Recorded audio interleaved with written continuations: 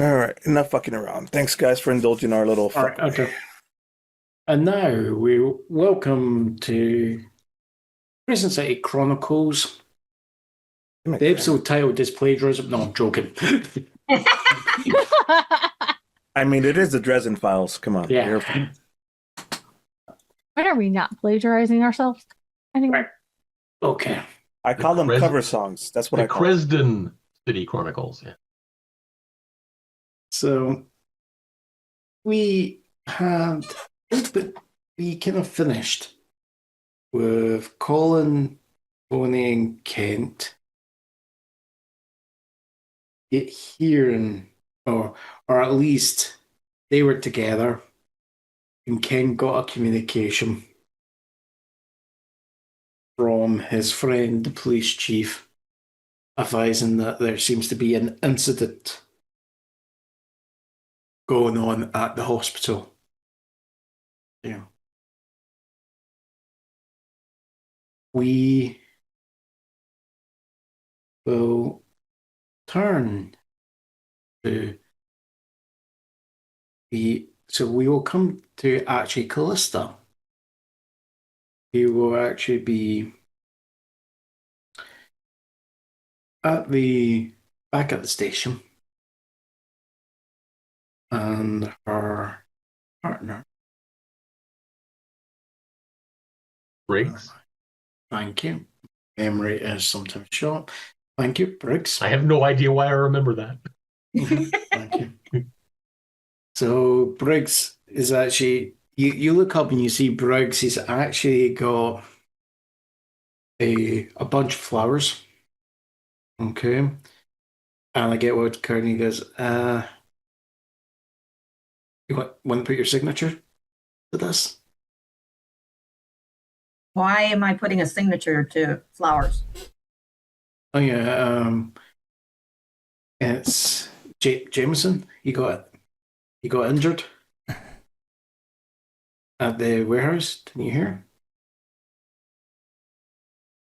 Why do I have to put my? Why don't you say it's from meaning from the department? Why does it have to have my signature on it?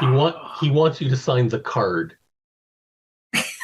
It's like, yeah, come on. It's like everyone else is close to. I know you've got your panties in a bunch, right? With what's going on. But everyone else in the department that knows Jameson has put their name on the card. Give them to get well soon. I put my initials. PB. What? I just goes, so, right. And he just goes, right. Talk to you later when you've got that cane out, that baton out of your arse. There. And he goes, right, I'm going to be at Charity Hospital if you need me. There. And he walks off. I'm on desk duty, so I can't go anywhere.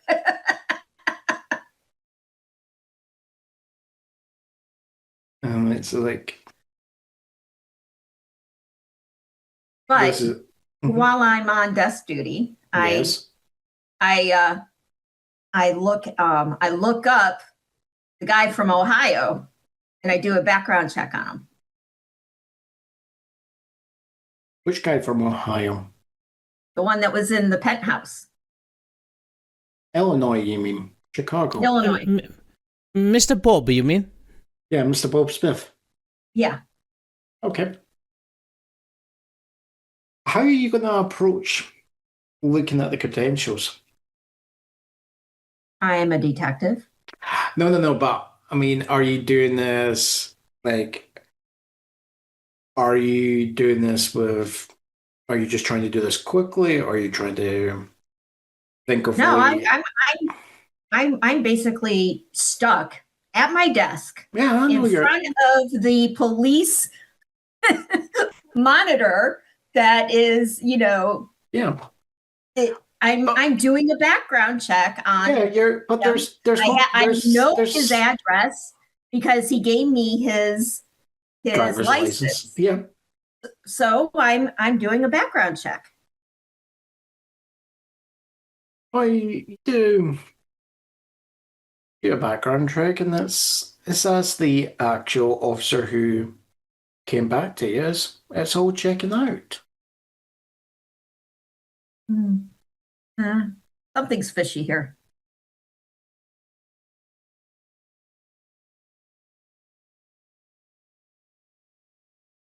It's like you might I have think the DM suspicions. is fishy.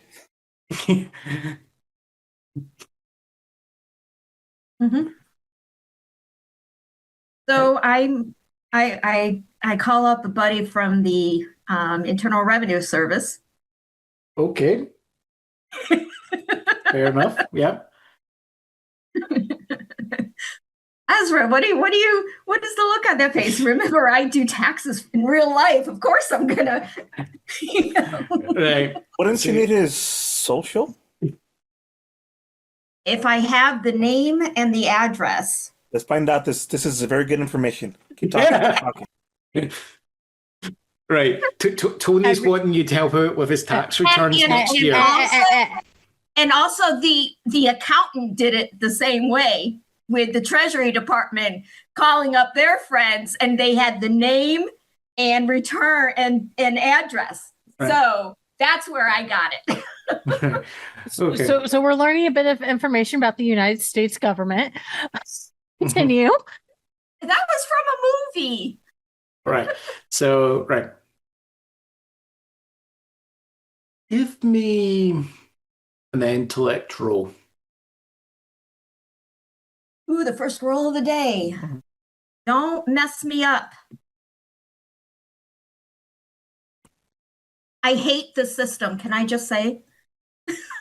I have a +3 in intellect. You could spend the fate or something, can't you? Or the fact that John's now DMing, that's why the dice are going after somebody else. The way I'm doing this is depending on how well you roll, the more information you're getting. If I spend a fate point, what happens? You can get a +2. I'll spend a fate point. Right. Guessing detective with an attitude problem being used for this. Yeah. Right. You're looking at it.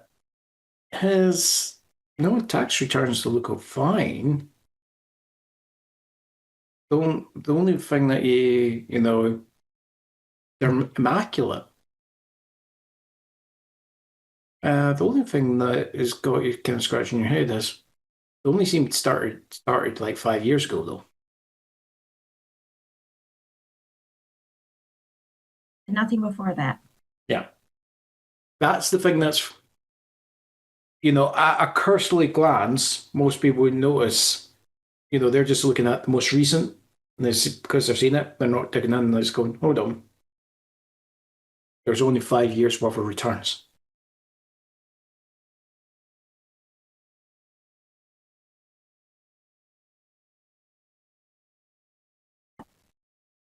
What happened before that?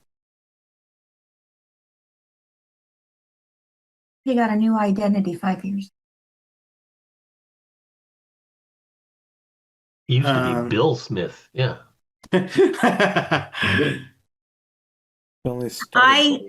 I'm putting 2 and 2 together. And so I start doing research about 5 years ago. And what happened with hold on. I have to go. Come on. Why? I can't get to my bio. There it is. What happened 5 years ago with Leonardo Palazzo?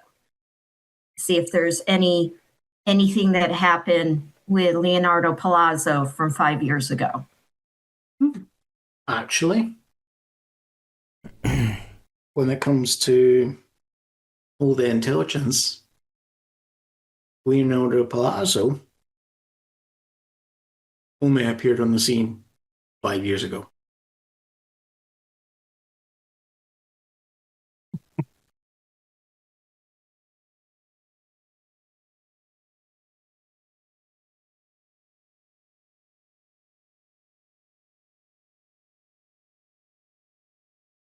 Okay.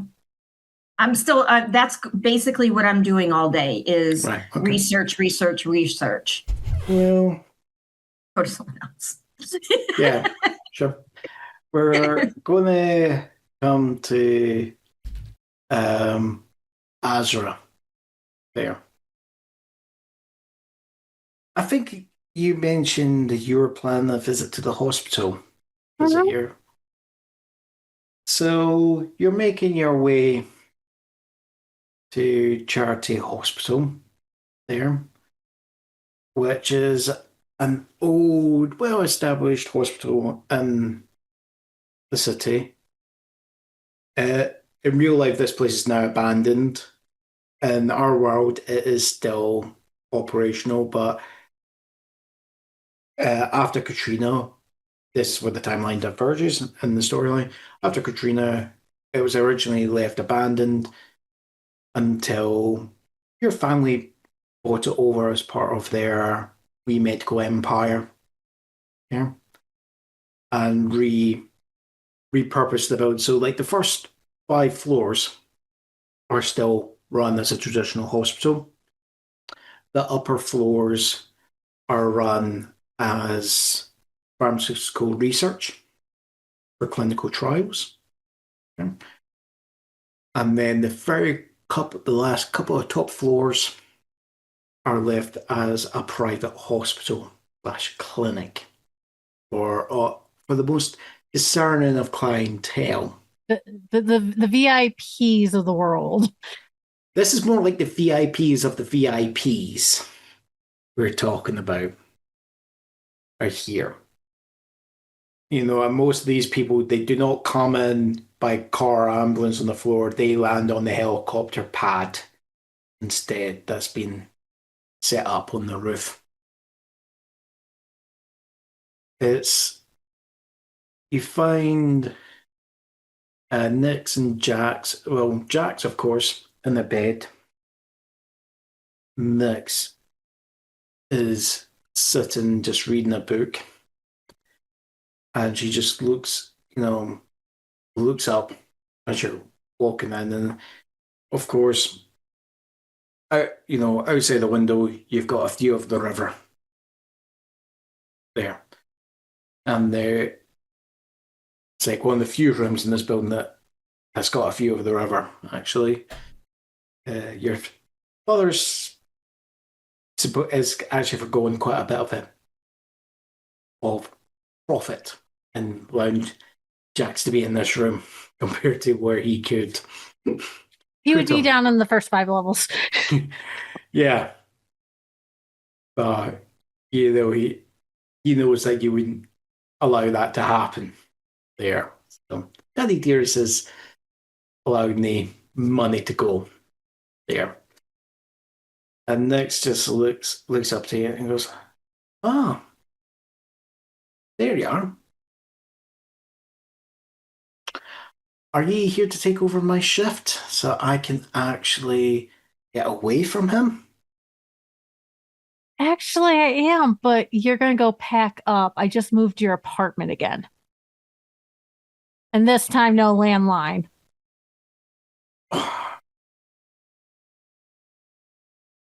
Well, the landline is on him, pointing to the guy who can't defend himself because he's out due to sedatives. Yeah, but you're fully functional right now, so go pack up your apartment. Fine. The address is underneath the laptop.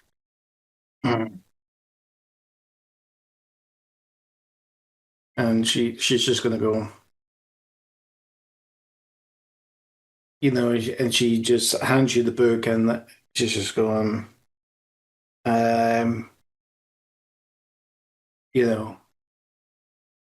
next, you're on chapter 13. When you get to 14, skip it. He doesn't like you. Doesn't like that read to him.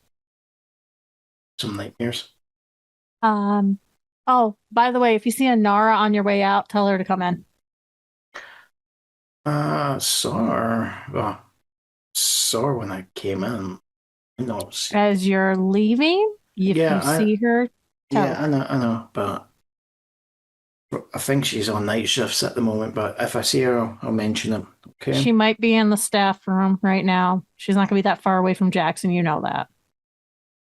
Right. And she just walks out. And that just leaves your living room with the beep, beep, beep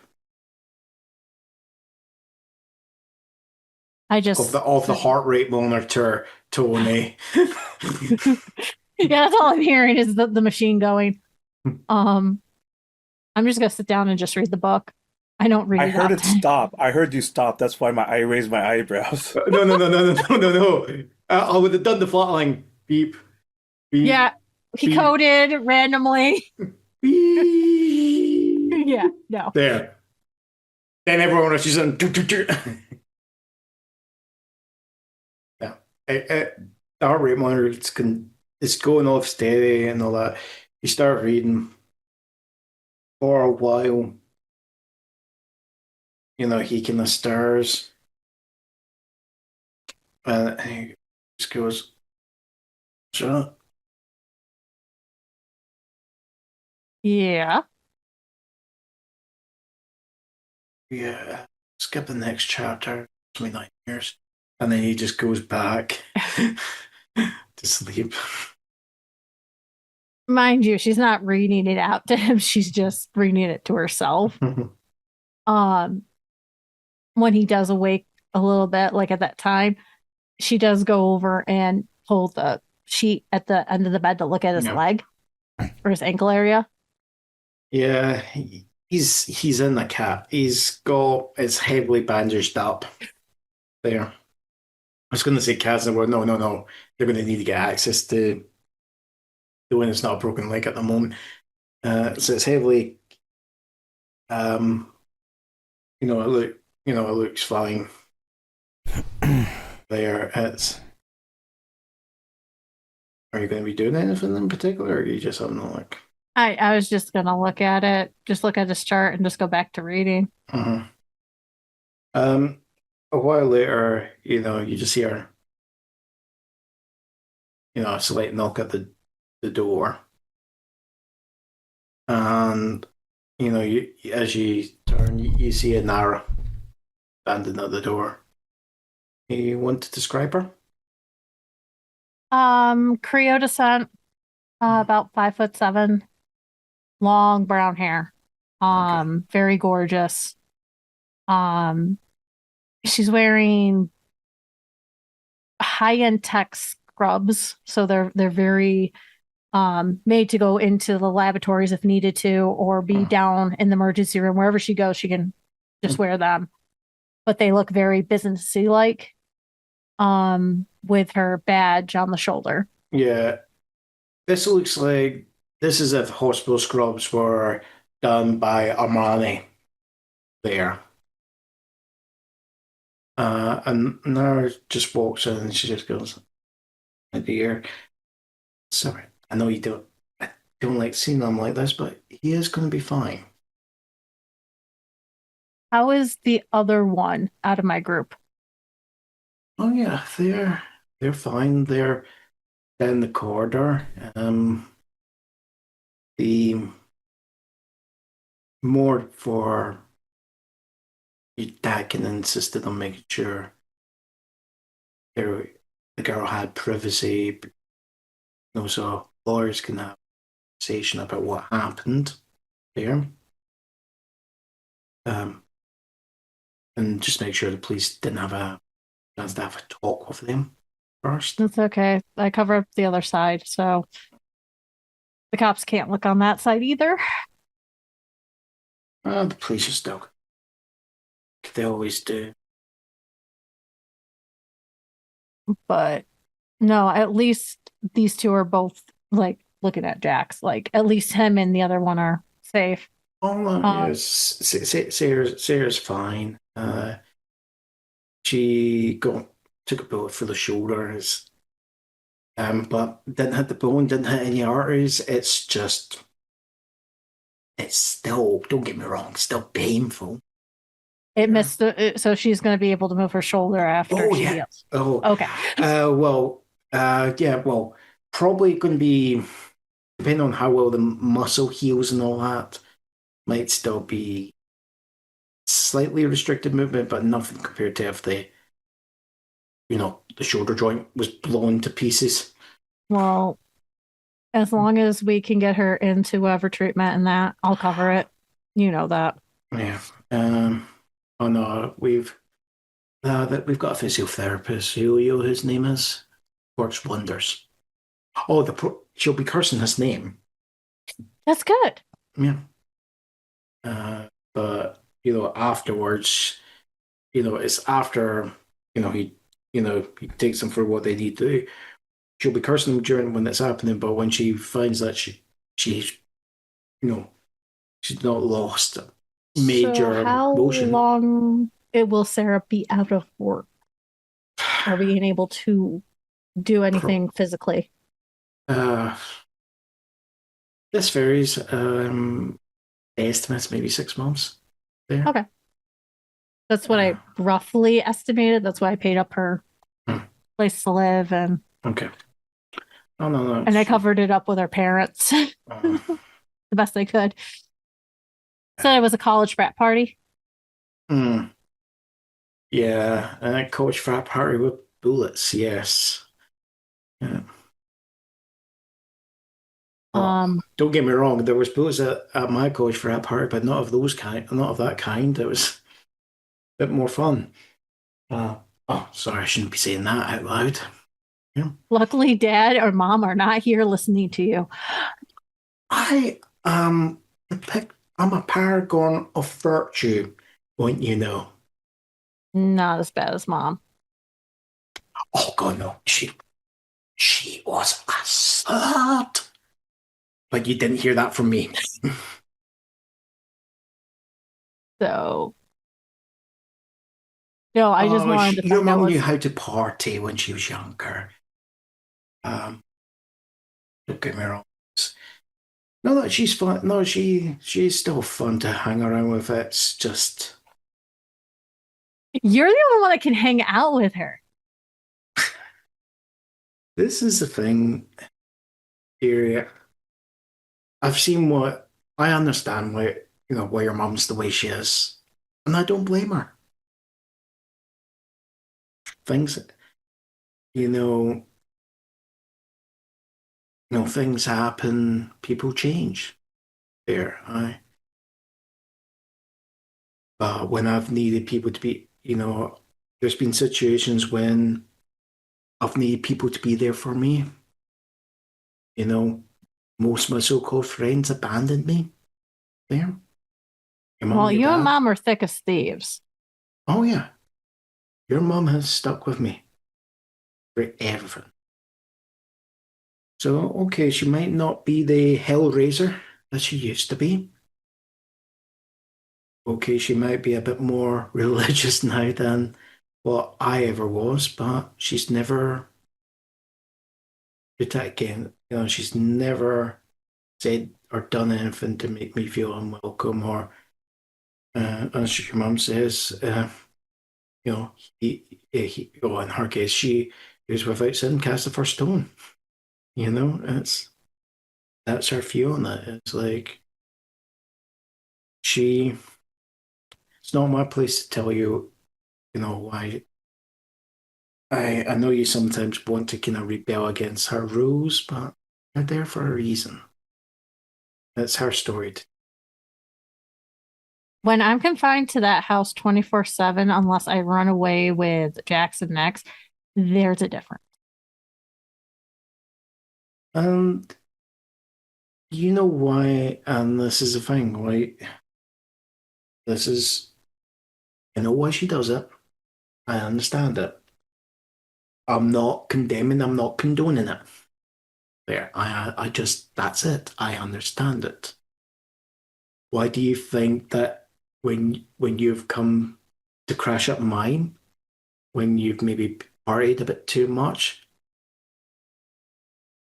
that's why I've not actually said a thing.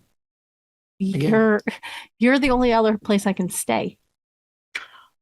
that's the thing, dear. I want to make sure that you have a place to stay. So yeah, I could do your mum, and then all you're going to do is you're going to crash somewhere else, and you might not be safe. I want you to be safe. That's it. I know. Oh, the latest batch you made. Spot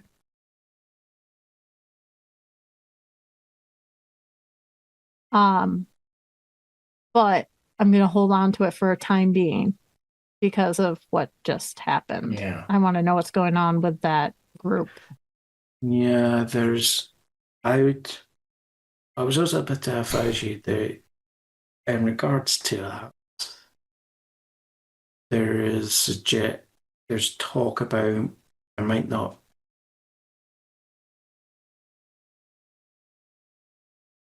Some of the ingredients might be a wee bit harder to come across later on.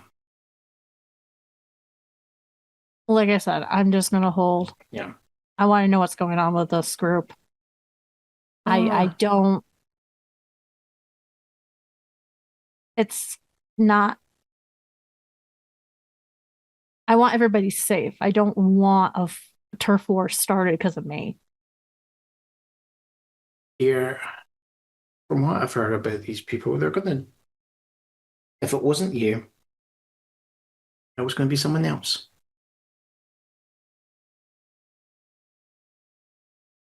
So the one suggestion I might say, and this is me just channeling my, just channeling that wee bit that is a bit like your mom, is maybe might be in it, maybe better to get out while you're still going good with it before it gets That's why I said I will go.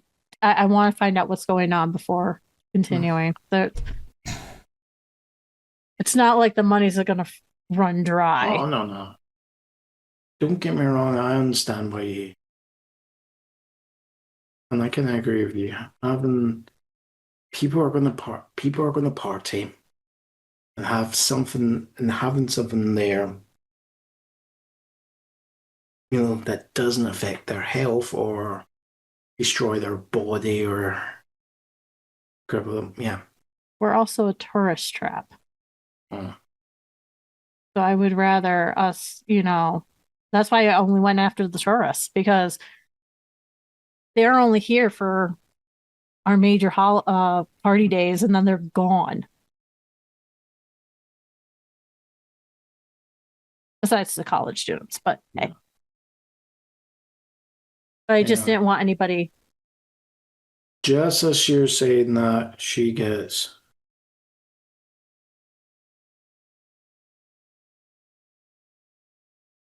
Give me a moment. Okay.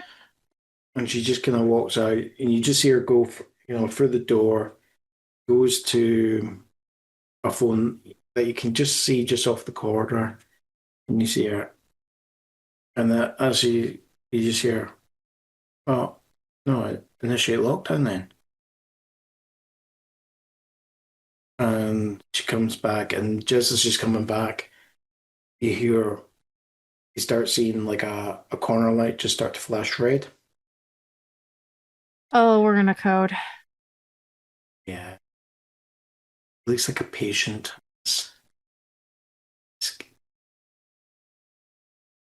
It looks like a patient's taking a turn and they're injured. Member of hospital staff. Security's trying to find them. And that is at this point, we're going to come to Colin, Tony, and Kent. You're about an hour or so later, right? Coming to Charity Hospital.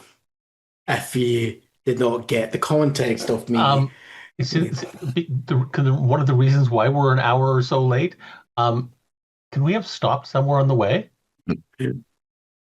Well, I was saying this is fast forwarding an hour later because you already had got the news. Okay, I just want to stop at the hardware store on the way. Where?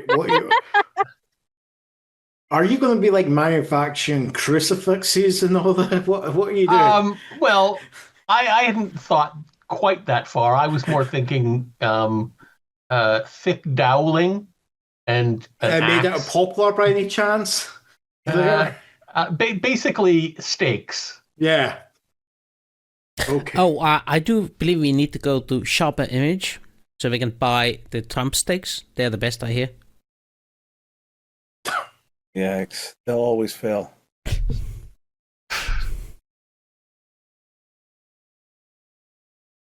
Don't buy those cheap ass shits. And go by the grocery store and get some garlic. Yeah, that's it. Yeah.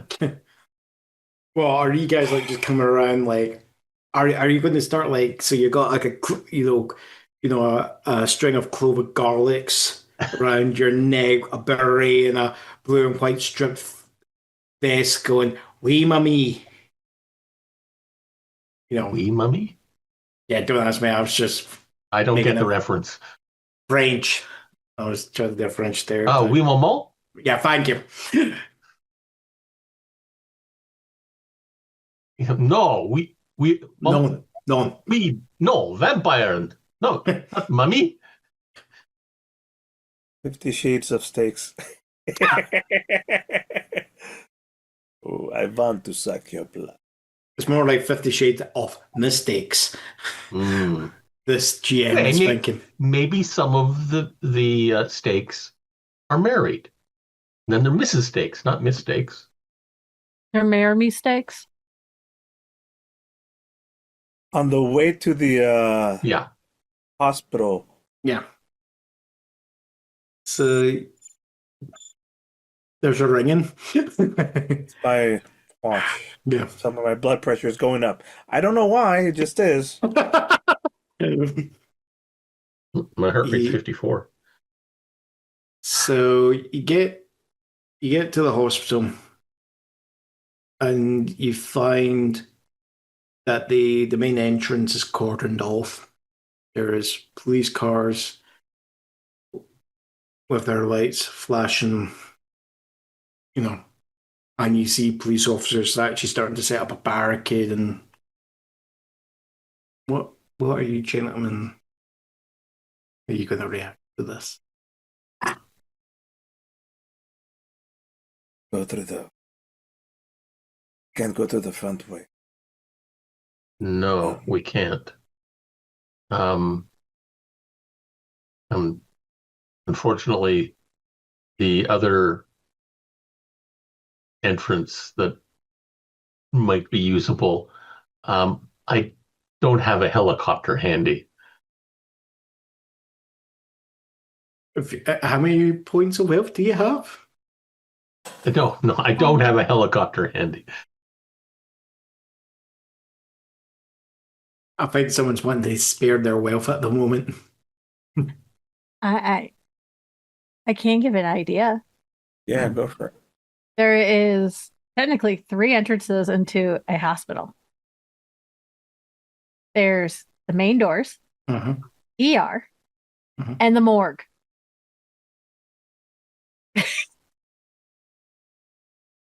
Am I wrong here?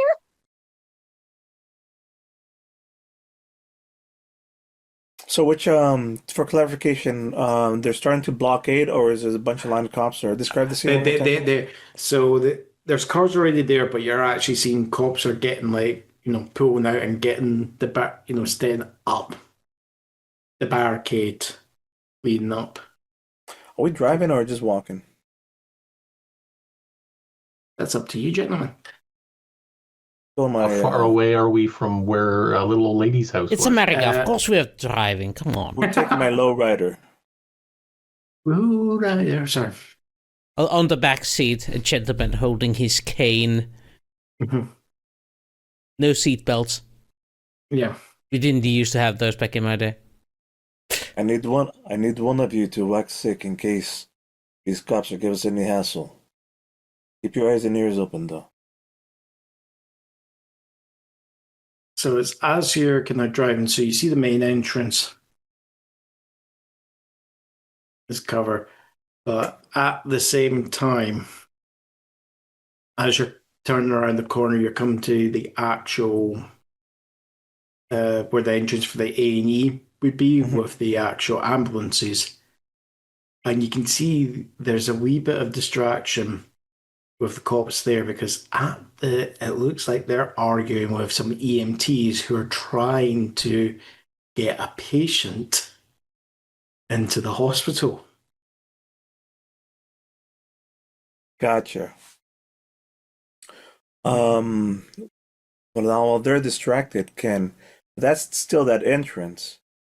Right, so you're around the corner, right? So you got the main entrance on one Yeah, street. yeah. I'm just And then thinking, get should we get off or should we get out of the car and go and try to sneak in at this point, or try to drive past them and get into the where we need to go? Because I can't picture the scene too well. It's up to you. So as I said, so the main entrance is a kind of 90 degrees. So the guys who have set up the barricades, they're not going to see.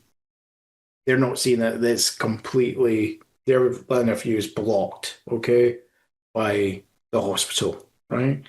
You've come around. You're around the corner of the block at the hospital.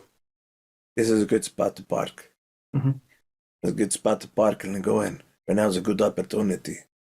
Yeah, the distractions going on, and I really need to reword that skill. Yeah, same here. Nope, not for this person. Somebody else. All right, so beep beep, and then we'll just I'm assuming you all can be sneaky. Yes, Oh, I can be. I'm not dressed for it, but yes, I can be very sneaky. You know, the way this is going on is like you're not even really needing to sneak, right? They just like pass by, or Basically the cops, the cops are literally so focused on the EMTs, right? yeah, that we can just Because walk in. Yeah, they've all got distracted. Two cops. That's what I meant by like sneaky and just act like you belong. Don't even try an infection. Walk slowly. And carry a big stick. No, that's not it. Big steak. You're walking in and you can see there's like doctors and nurses are kind of, they're kind of looking around nervously. You have a flashing light going on, and it's like enough calm voices coming onto the tannoy just saying, "We do apologize for the situation, but we do require everyone to stay to where they are. There is currently a situation, and we ask that you help our, you help our security staff by staying to where, by not moving throughout the hospital until we have an all clear. There's nothing to be worried about. We do thank you for your consideration." People are still panicking around us. Going, oh yeah, what? Huh? Exactly. People are like looking, and like you get like some people like starting to like, like as if they're wanting to move, but you then get like, sometimes like, like the old, like older people come, "No, sit down. You heard what they said," sort of. Kent, did they say what lottery was it? So for Kent, the one information that he did get was the two patients were taken to intensive care because of how serious their injuries were. You know that intensive care is on the 4th floor. Moving on up. I see. And I'll clarify, this is how the Americans will count it. The ground floor, and then the 2nd floor, 3rd floor, 4th. Yeah, instead of the UK version, which is ground floor, then first, then second. Thank you for that. First floor and ground floor are the same. In America, in the UK, it's not.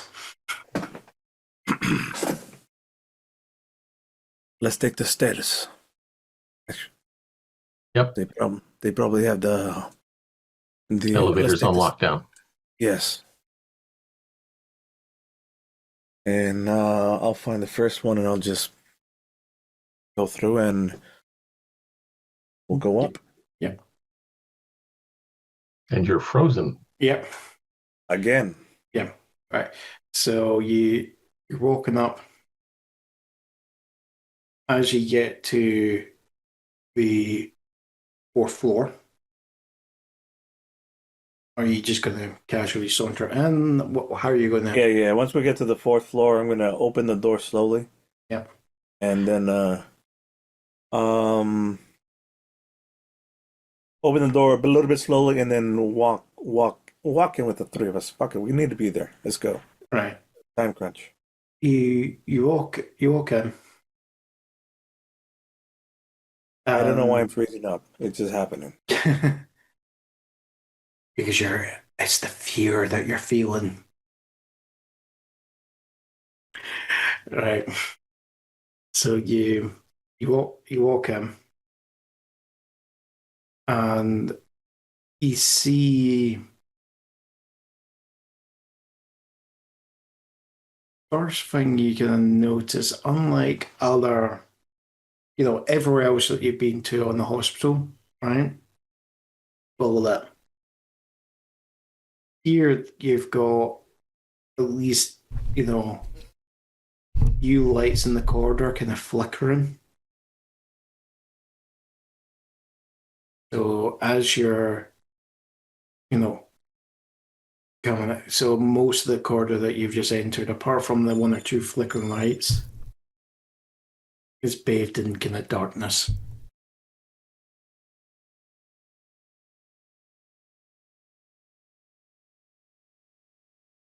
This is not good. Okay. Be on the lookout. My camera is just going terrible.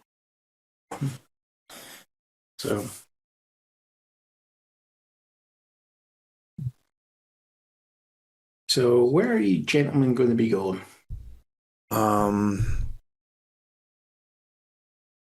Nurse's station? Yeah, literally what I was gonna say first. Nurse's station. And then and check out what it goes from there. Mm-hmm. Might be people, might be information. Come on, let's go. It's like as you're coming to you make your way, and during when the lights flicker, you see a sign indicating the direction to the nearest nurse's station. Yeah. As you're finding it, you hear a slight groan. I'm going to assume it's a human and that they're in need of trouble. And I'm going to go toward in need of trouble. in need of help. In need of help. Yeah. We do have trouble to give. We can give them trouble, yes. I will give them trouble like they've never troubled before. Right. We will give it the Spanish flavor. Right, I didn't realise 50 Shades of Steaks was an erotic novel also, by the looks of it. What do you think the steaks are made of? They're made of hard wood. Penetrate my heart. Among other things. And if you turn them around, they make good bats. All right.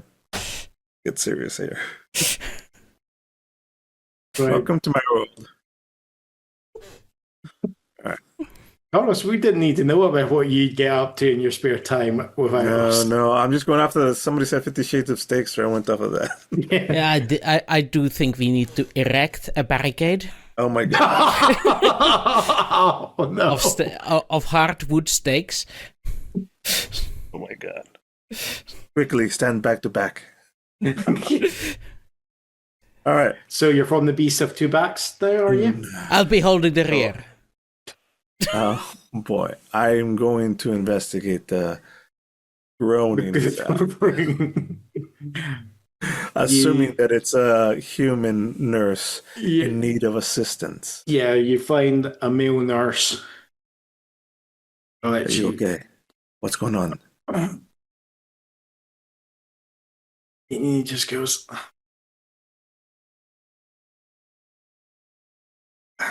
so, some gang members just came onto the floor. The Voodoo Boys. Bullets, knives, wounds. What happened? Starts I- shooting. I applaud this nurse's sensitivity as he's not immediately assuming Tony is one of the gangsters.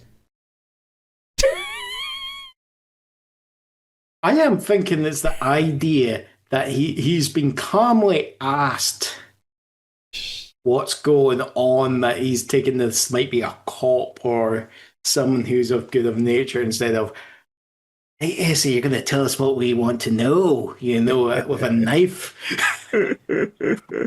We could go that route. I could be that man. Nice to meet you. Yeah. Now, Yeah. now, what the? Okay, so are you? If you Hurt? do that, he pisses himself, it's like... Let me reverse that. All right. Yeah. Are you hurt? Do you need some? What can we do? Are they still here? Don't know. Shouldn't stop there. I go, but with some screams. What does he look like? How is he injured? Has he been shot, or is? So if you actually look at it, he is actually, he's clutching his side there, Mm-hmm. and as as the kind of like the light flickers, okay, you actually see there's a crimson stain on his side. So he's been shot by the looks of it. Well, that's the good news.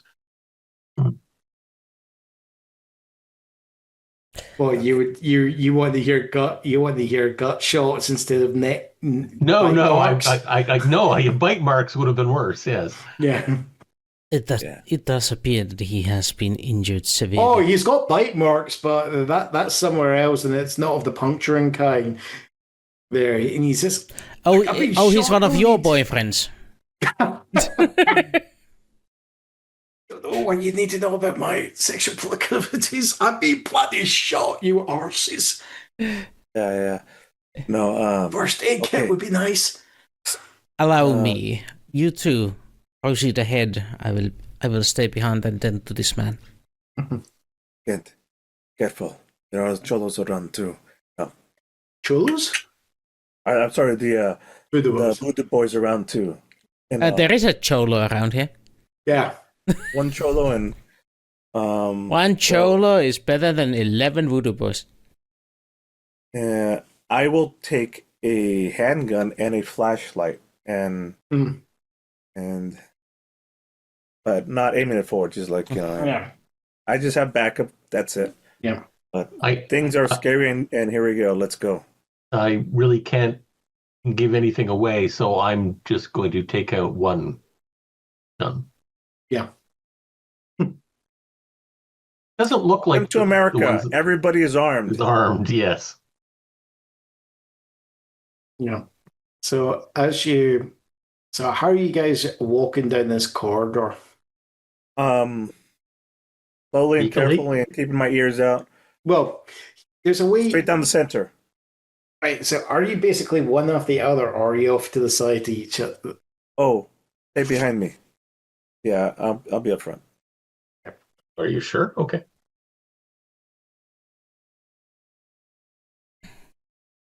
You have the So- guns. I have the medkit. As you're. Do you want me to roll about healing this guy, or Give me an intellect roll. intellect roll? This is going to be one of these ones of. Oh, fuck it. It signed me off. Hold up. You know, however well you roll, you know. Minus Give me- 60. He's dead. Oh yeah, he's dead. If you rolled a minus 60, turns out he was dead all this time. He's a vampire. No.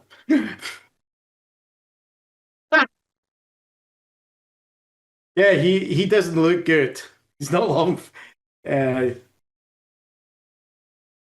You're looking at this. You're feeling a wee bit woozy. That's a lot of blood he's lost. Oof.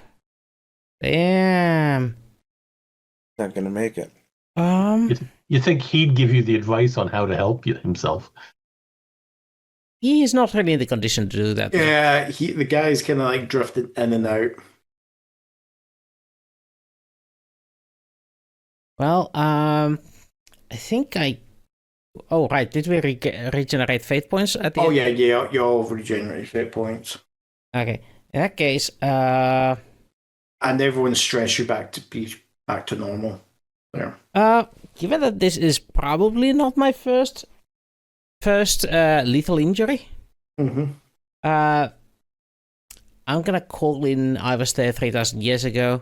Mm-hmm. To use a fate point on him to get a +2. Or reroll? Or would a reroll help? Oh, you're just rolling a +2. Okay. Yeah, the stats of me getting. Well, it would be average. Yeah, let's roll with a reroll. Why not? Yeah. Let's let fate decide. Yeah. Okay. Oh, Much better. even better. You takes a while. Oh, You're damn. You're kind of looking at it and go, okay, there's a lot of blood there, but it looks like he actually had put a lot of pressure on on the wound, and that stopped it bleeding. You actually pack up. You actually are able to do just a wee bit of triage there. Just enough to stop him from bleeding to death in the next couple of hours. Oh yeah, basically he still will need surgery Yeah, afterwards. he's not gonna get. He's not gonna walk from my treatment, but he's gonna breathe with my treatment. Basically, what you've done is you've given him maybe the time he needs to get seen to. There, Yes. right? You've done, you know, as long as nothing else happens there, you know, everything goes. My apologies, son. My skills as a healer are not what they used to be.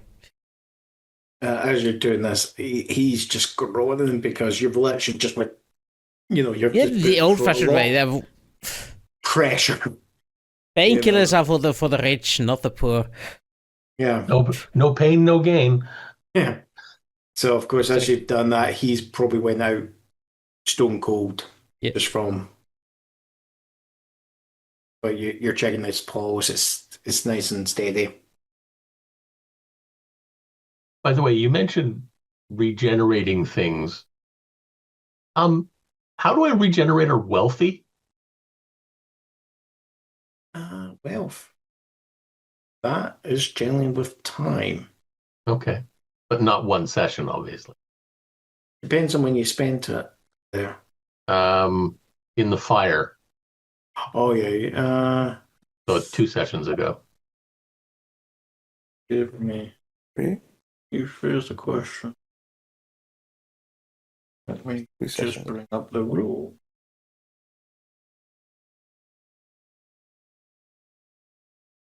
Just to give a timeline, the fire was A couple of days ago. a couple days ago. Wealthy, when your wealth is. I wonder if Calista will break the rules and say, "Oh, I'm going to the hospital." And Yeah, no, you've regained your. Okay. I'd say, yeah, enough times. You've got enough passive income coming in. Okay. Whatever you spent there All right. has been regained, yeah. I unticked it. It's basically at the beginning of every session, unless it was like it kind of ended on a cliffhanger. But considering you spent it at the And enough time's passed them. Nice. Damn, I could have gotten a helicopter. Oh well. Never mind. So marching up and down the hall. Walking is good too, you know. Yeah. Okay. Marching up and down the square.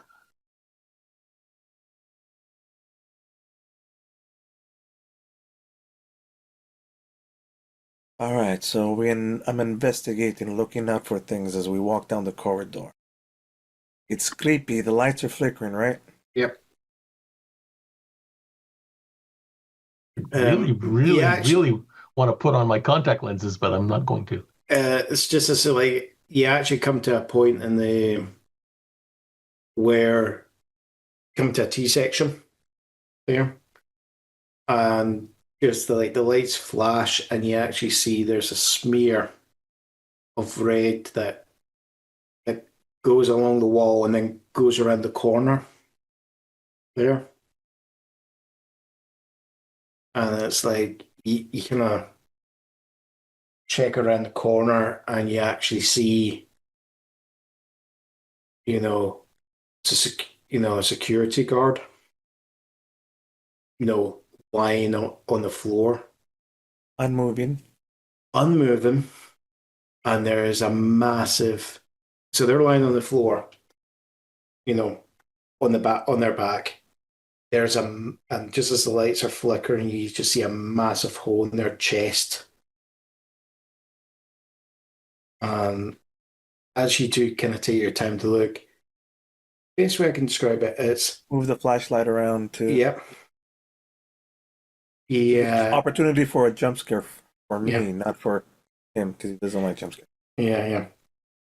As you're hearing as this happens, you're looking and you're going,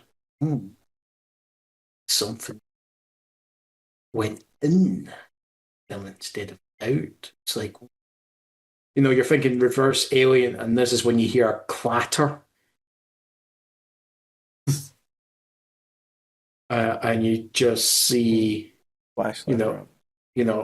Just in the distance, there's a bedpan.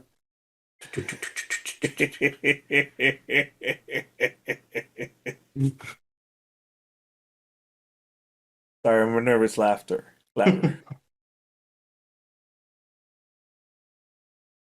I find bedpans hilarious. So yes, I agree. Bedpan humor, I'm guessing. Enough messing with the security guard. Okay, let's go. And we'll move carefully towards where that noise clattered without flashlight giving me away. Yeah. As you're moving further down the corridor, that's when we move to someone else there. Calista. You're at your desk when over the radio there, you just, you see other officers mobilizing. The captain walks out and he's just going, right, follow me. Captain, you want me to go or do you want me to stay at desk duty? All hands on deck. All hands here. Okay. There's been an incident at Charity Hospital.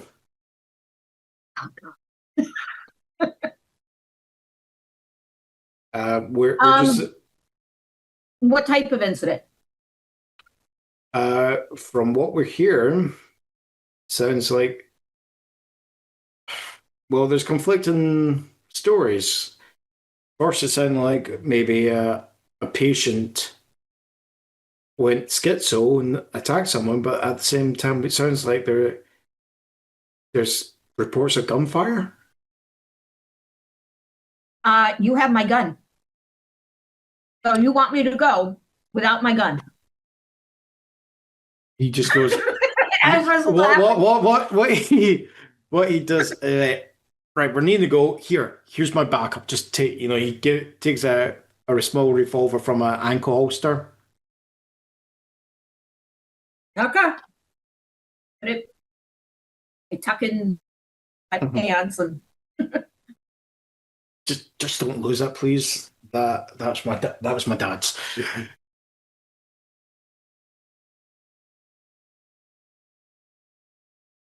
Let's go.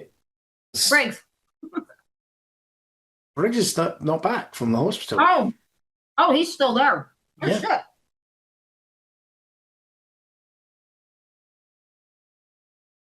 This may be the last we see of Briggs.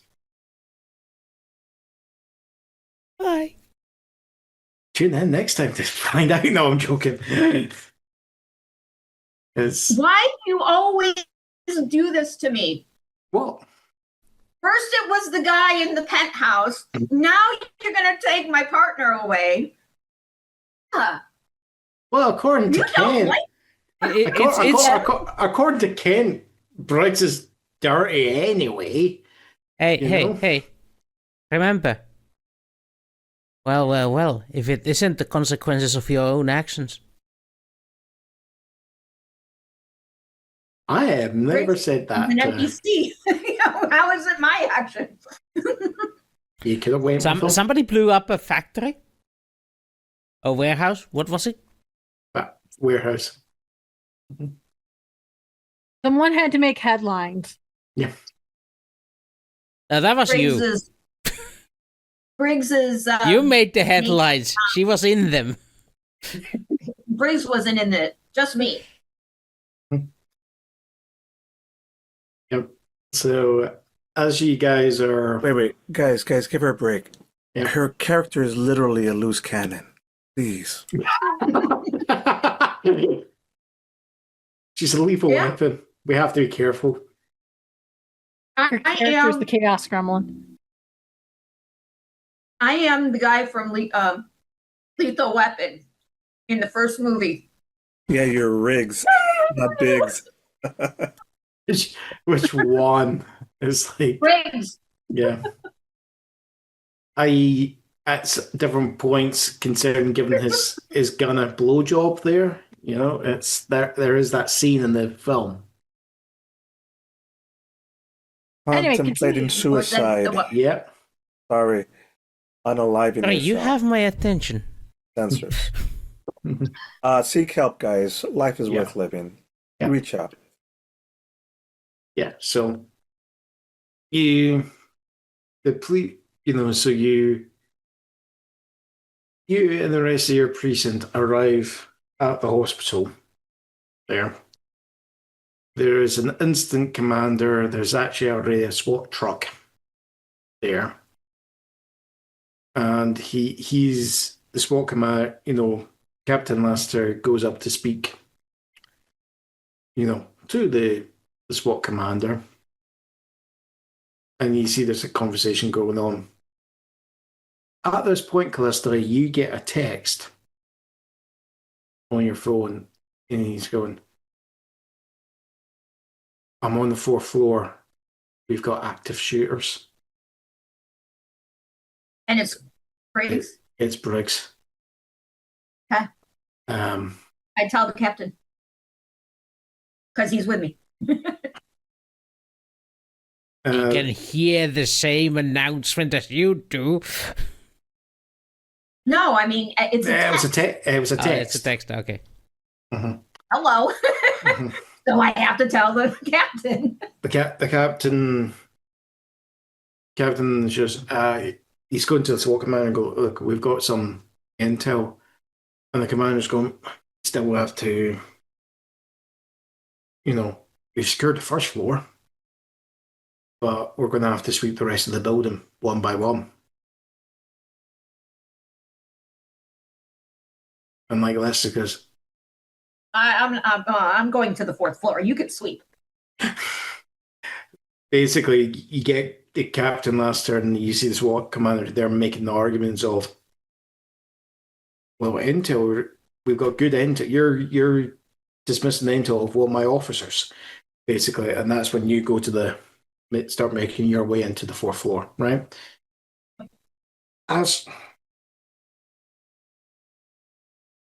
Asra, we're going to come back to you. Yeah. We've got the you've got the situation of lockdown has been commenced, and there's went and taken you to another room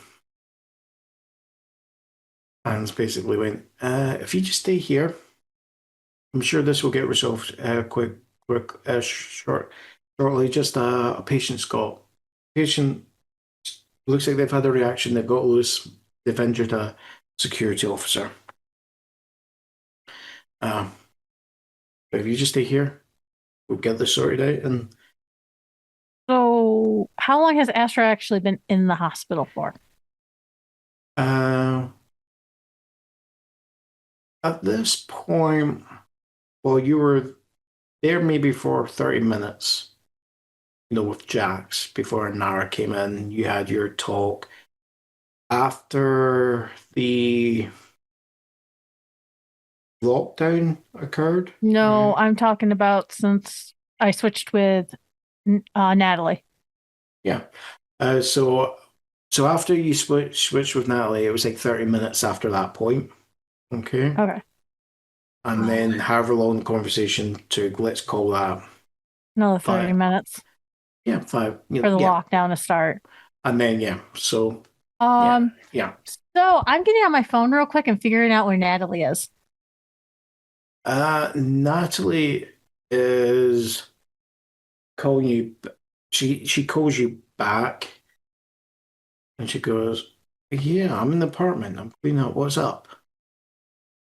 Okay. I fill her in on the situation and tell her to stay where she is. Right. And she goes, "Okay, sure." Positive. Don't tell Dad. You just get there. I think it's his money on that building. I think he already knows. Yeah, but I'm going to be her for right now. Mm-hmm.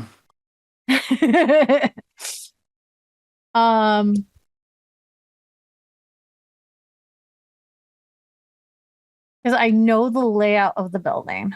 Mm-hmm. And I know right now the lockdown, they can't get up past the research facility area. Yeah. I'm going to make it down to research myself. Okay. Because I want to go lock it myself. I know Anara's doing whatever she's doing. I know research isn't locked. So I'm going to research. So yes, I will be going down towards you guys, but I'm going into the next area. So there's quite a few floors of research there. So there, so you do need, so you do need a key card, which you do have because of your family connections there. And it's like, as you're walking in, so how are you actually, where are you going in research? Exactly. So the way the research offices are, so the main business portion of the research offices are right above the 4th floor. Right. Okay.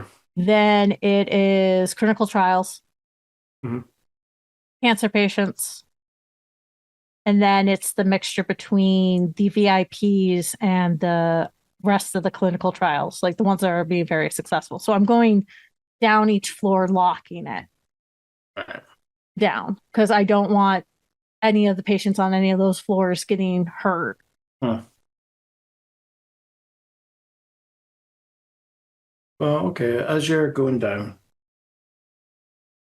you're making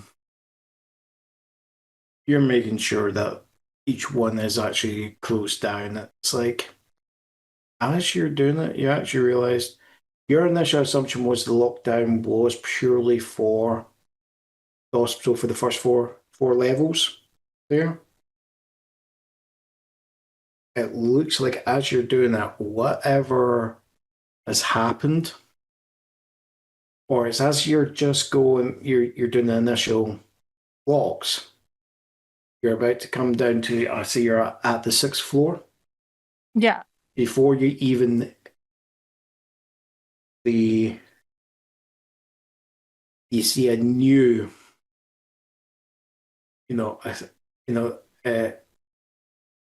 another announcement comes over.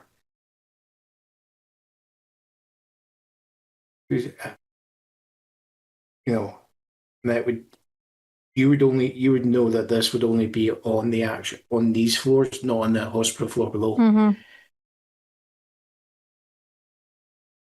All research staff, please stay in location.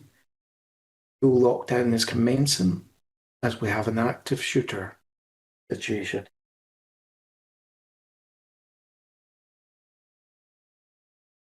All doors are closing. Please stay clear of the doors. And it's as you're doing that, this is when you hear, even before you even go to lock the door, you're hearing the door. The door locking itself. Yeah. Good thing Asra can actually override it if she needs to. You probably got one of the few cards. Yes. So again, I'm going to continue to make sure everything is actually locked. Because this is not something I'm hearing the active shooter. Yes, I know where the SWAT gear is kept on each floor, lockout stuff. So on the 6th floor, yes, I am getting a hold of the SWAT gear. So she is starting to go into riot gear herself because she's not going to not go without it. So it turns out this hospital that her father has actually outfitted. I want you to spend a fate point to declare this statement, right? Is your father actually takes security very seriously there. That if there was a situation serious, the guards can actually take themselves out in protective gear. And the staff can put themselves in gear just to be safe. But again, there's not a lot of gear. It's only for the employees. Yeah. So right now, because I'm not technically an employee, I'm taking from somebody. So you go in. I think part of the issue is literally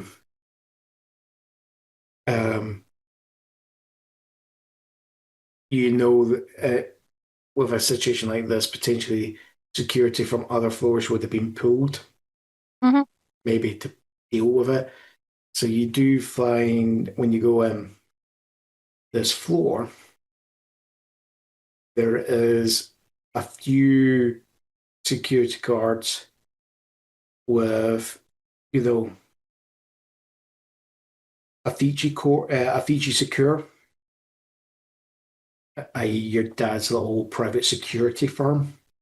Putting on flat, putting on bulletproof vests, putting on like a riot helmet. Yeah. And actually grabbing, riot shields there. Grabbing batons there. There's one that's actually going and, getting, pulling up a taser. And then another one that you see another one is actually loading a shotgun with beanbag rounds. As this is happening, when they hear the door close, one of them, the one with the shotgun with the beanbag rounds, turns and goes, who are you? Natalie, bodyguard of Asra Vichy. And it's like, he's about to say something. He goes, like, she came for a secure door. She's got clearance. Or she hacked it. This is the way people think about it.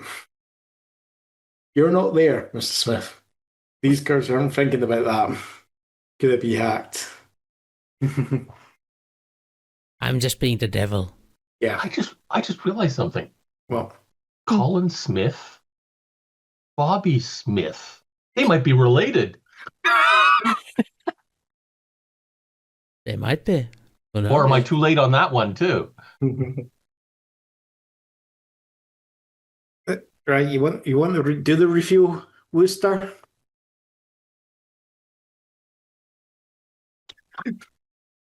Anyway, Yeah. And they go, and that's it. All right. Okay. They're just going with, sure. Surely you should be up protecting your client. she's currently not in the building. Her other bodyguard is on the top floor, got injured recently. You can actually look it up in the system. All right. What are you needing? I've coming down to make sure these floors are locked. That is part of the code.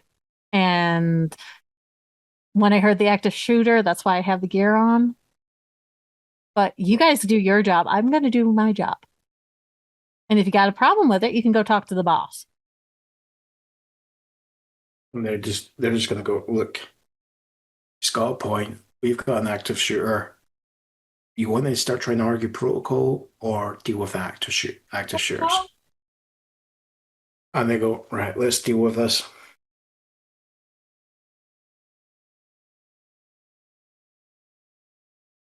So you just see the four of them leave. Okay. Mm-hmm. And they'll actually make their way down to the lift there and pull out their own beaker that you see the doors slide open.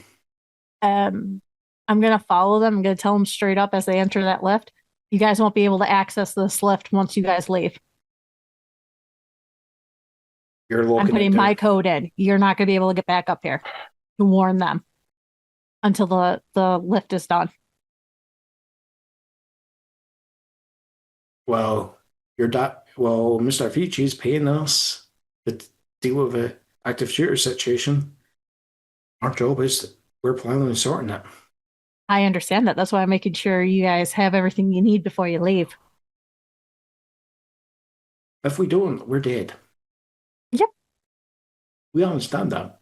But Mr. Avicii, he pays us well, and our families will be compensated.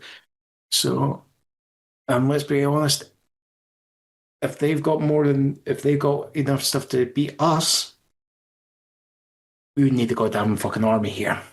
Question, what floor is it on? Floor 4. So 2 floors down right now. Yeah.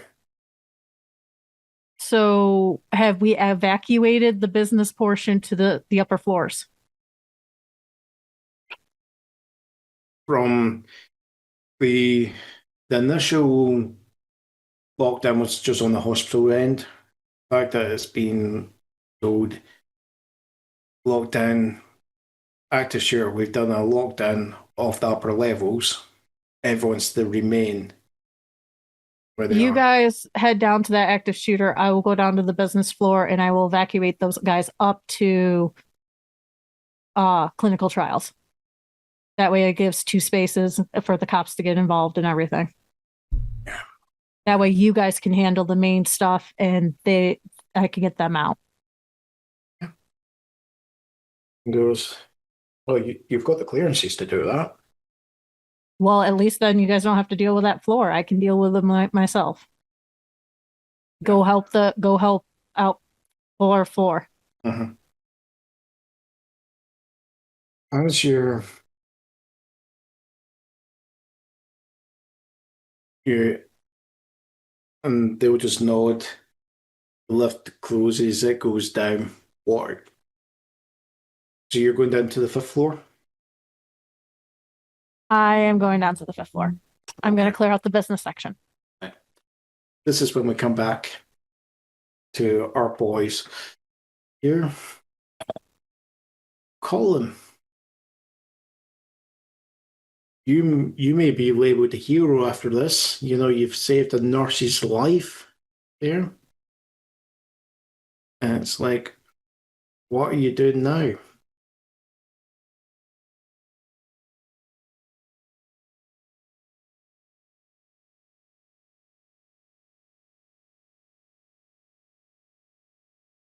That's a good question. Tony went that way. It can't. Mhm. Yeah. Might as well go that way. In the opposite direction? Opposite direction and take the elevator up. Okay.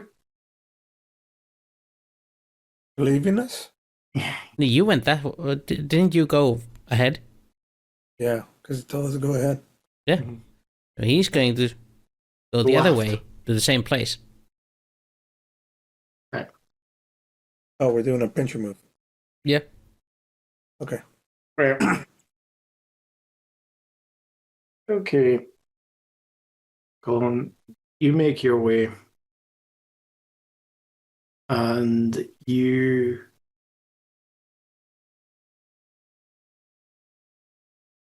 as you're walking steadily, you then, after like a minute, just out of curiosity, how are you walking? Are you walking at a normal pace? Are you taking it slow? Are you running? Oh, taking it slow and careful. Right, okay.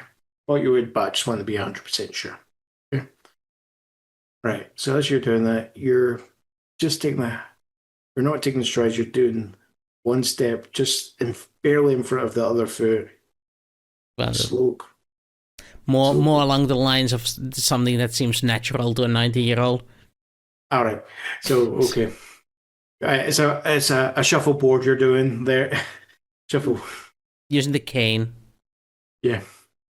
And as you're talking about the cane, what happens is you hear the tip of the cane just, doesn't feel it come on the floor. You feel it, come onto something, and then with the pressure you put on it, you feel something skate away from it. I do have a set of eyes. Mm-hmm. And it's just as, well, as I said, the lights aren't not always on, they're sometimes flashing, and it's just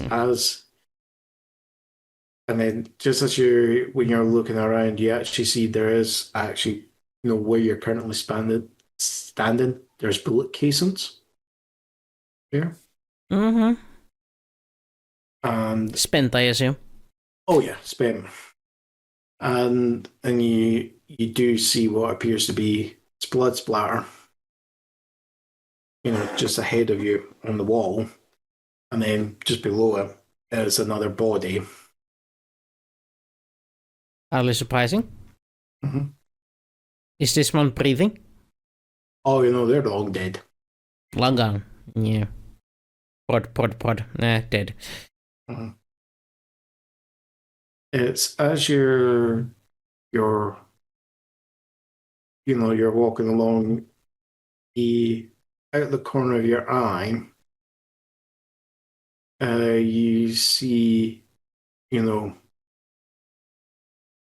door,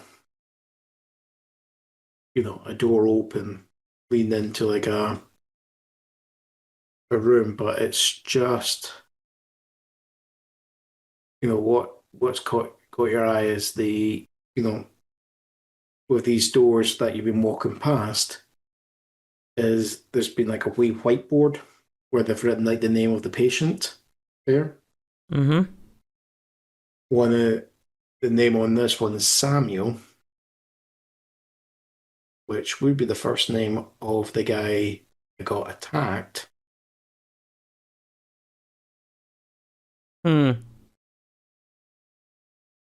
Yeah, I don't recall his last name anyway, so looking around in the room. Is there tracks anywhere? What you find, so you look at it, you see there is two. So one board's got Samuel. There's another whiteboard that's been knocked off the door and it's skittered along the floor, right? Mm-hmm. But you got two. The room's big enough for like two patients there. You've got one bed where there is a man lying on the bed, just like, and you hear the heart rate monitor beep, beep. No, this one is alive. Yeah. The other one is the bed's empty, but you know how you've got these like curtain dividers? Mm-hmm. This one, the inside of it is bathed in blood. Yeah, somebody's been taken care of in here. Wonderful. And it's as you're looking, you feel your foot knock against something, and you look down, there's a hand just lying, and then as you can look down, you actually see a body of a nurse there. Their throat's been ripped out. Now this seems familiar. The throat has been ripped out. Ripped open. Yeah. Well, at least it's not the vampire. And then one other thing I think that's how they eat. And then there's one other thing that you notice just in the corner of the room. You're finding what you thought was originally discarded clothes, but as you look, you actually, with the cane, you lift it up, you notice it's slick and wet. It's got hair on it. There's wrinkles. It's like if a human has molted. Yeah, I see. So he no longer looks the same, eh? Maybe not. Wonderful. Oh well.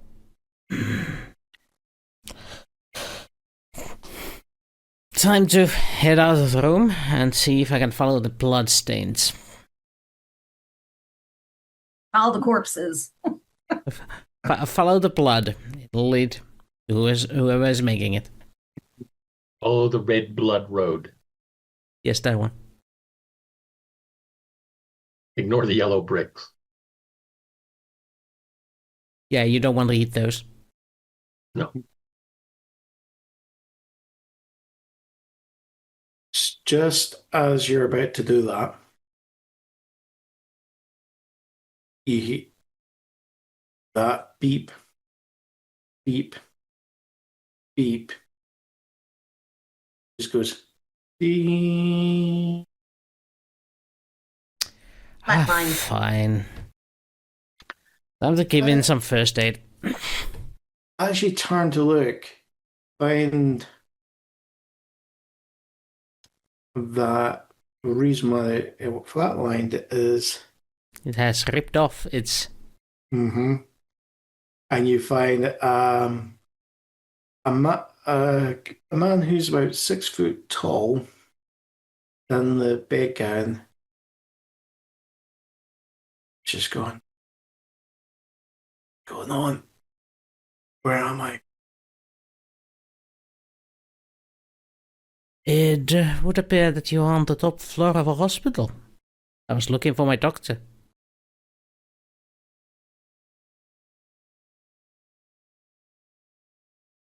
Hospital?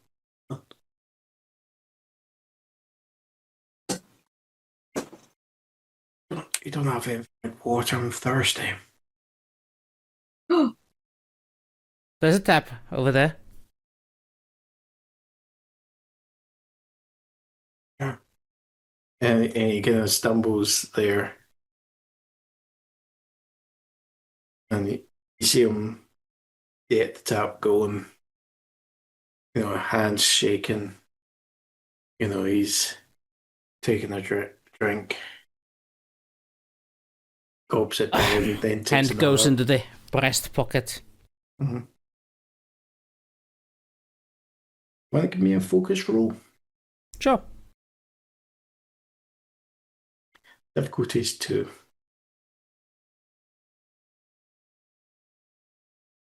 Ooh, that's a low roll. Mhm. Wonder what happens. Oh, he seems to be fine. He's just rough. Let me hear what happened to Betsy, to my dog. Oh, so you are Samuel.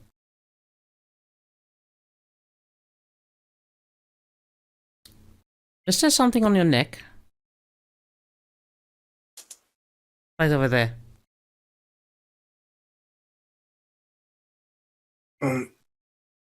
He just kind of goes, happened. I do believe someone bit you.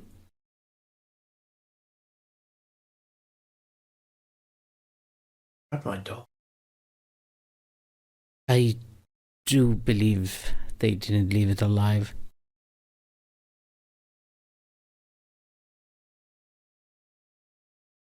You just see him. Then his hands come down. It's like someone is done. Well, if it's any consolation, it is because Betty would not let them hurt you. She fought the tooth and nail, keep you from harm.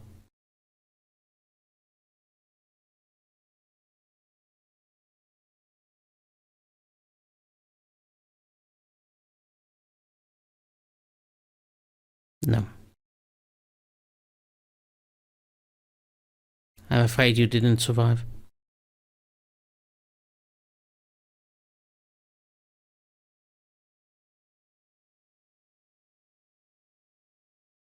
What do you mean I didn't? I'm standing, aren't I? Put your hand on your heart.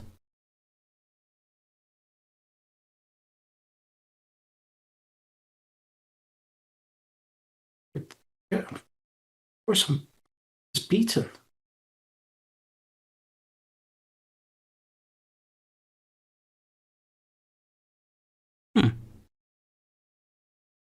But in that case, congratulations, you survived.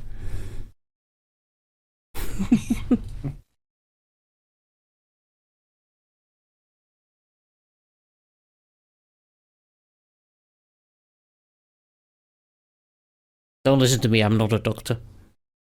It's like, oh, God, why am I so thirsty? And he then gets the tap again, and he coughs another cup full of water. Now here's a little baggie over here. Take out the garlic powder.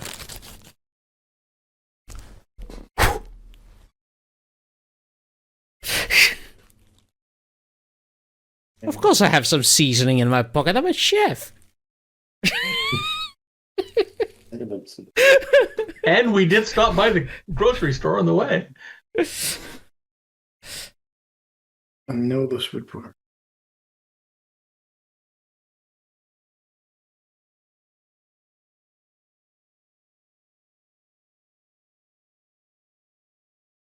You want to add it to the water? Or do you just want to blow it to some stranger's face? I'm just blowing it in his face. Like, well, around him, but you know. He's not a stranger, he's Samuel. I think everybody would have a similar reaction. Yeah, this is what I'm just rechecking something. Yeah, will the reaction be why or That's what I'm just rechecking. I just want to make sure I know certain. If it's black cold vampire, they do have a garlic has effect. Yeah, that's yeah. Because might be red court.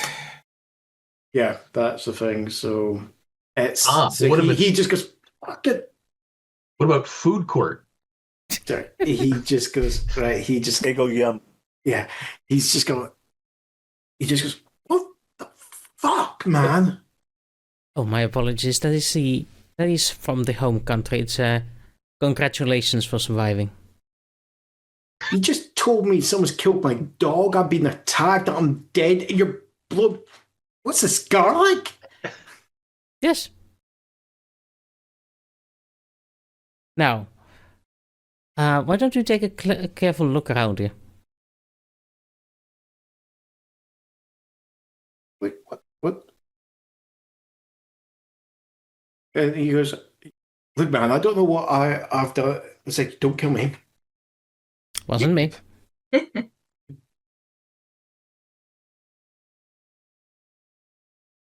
I've just woken up. You're making accusations, and there's a body there, and you're saying it wasn't you? I have not made a single accusation yet.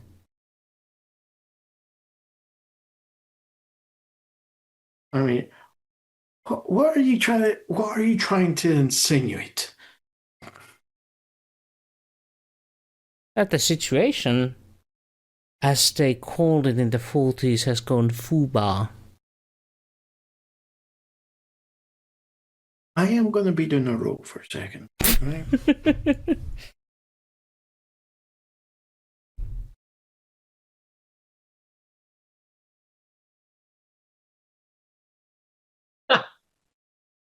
Make it a 3. Oh, shit. Wow. Okay, but he did start with a -2, though. Even my 0 is better than his. Yeah. He just, and it's like he's just going.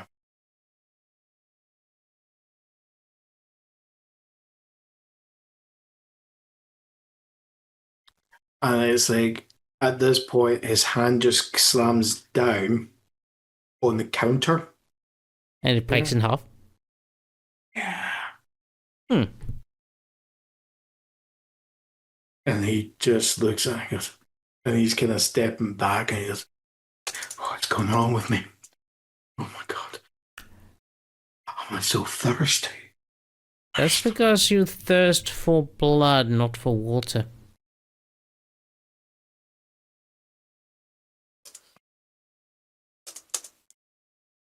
That can't be true. Yes, unfortunately. As mad as I do sound now, I'm quite lucid. I've been this lucid since... Well, you're clearly not a Nosferatu, but you are the other type that I'm not too familiar with. It's annoying. It's not something I can cure. Which is also annoying. But I can't allow you to drink human blood either. Well, technically I can. There's plenty of humans around. You're in the hospital. Out in the hallway, there's a dead body, yeah. The dead body blood is not good for vampires. They want their blood live. Don't know what you're on, man. You stay away from me. I have yet to move since you woke. He's slowly backing up away from you. At this point, this is when we come to Tony and Kent. There. Yeah, so the bedpan.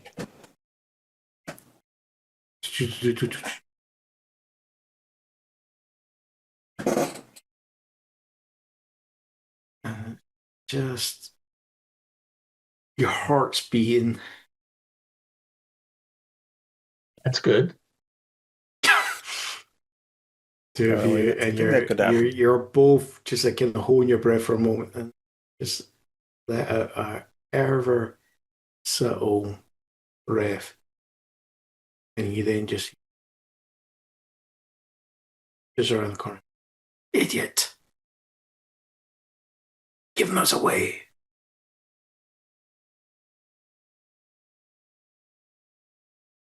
That just already killed 2 of us. Wait, repeat the last line? The Bitch has already killed 2 of us. All right. That witch bitch. And it's at this. So what are you 2 going to be doing? Are you going to be...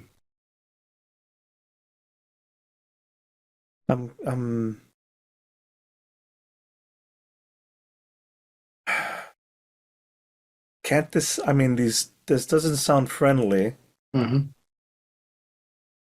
but I know that there's civilians and Mhm.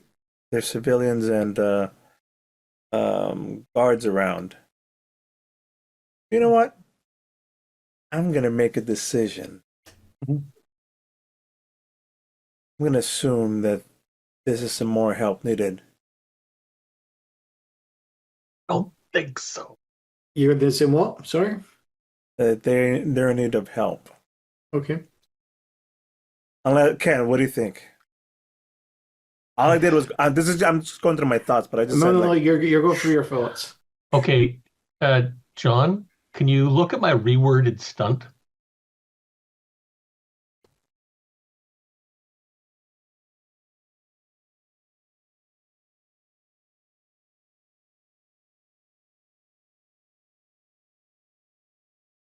I got rid of all the D&D crap out of it.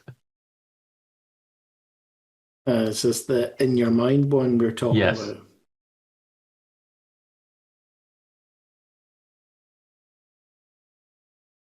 Right. Okay. So what are you thinking? I'm thinking of suggesting that they drop your weapons and surrender. Right. Give me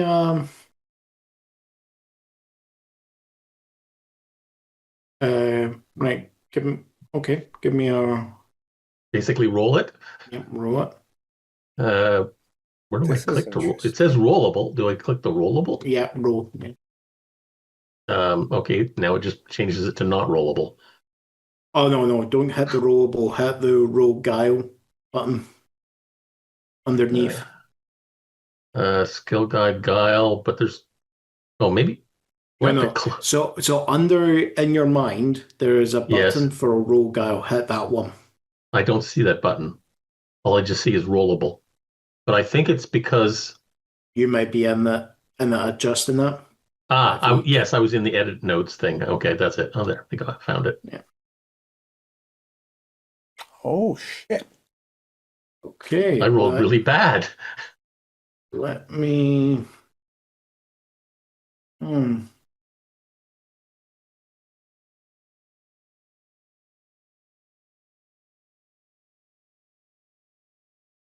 Well, 0 minus. Yes, I rolled -2. Right. Let me. Can you fade it? Let me see what these. Oh God, my rolling this is terrible. So I'm actually going to spend a fate point that the GM gets. Right. And try and do a reroll for these.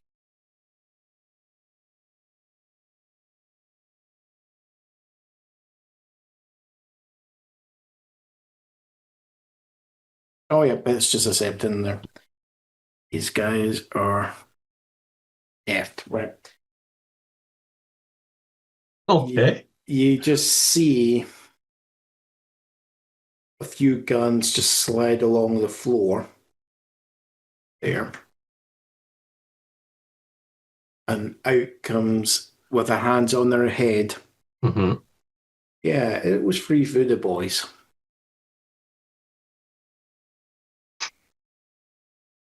I guessed correctly. And it's just as like the third one, they're going, wait, you're not cops.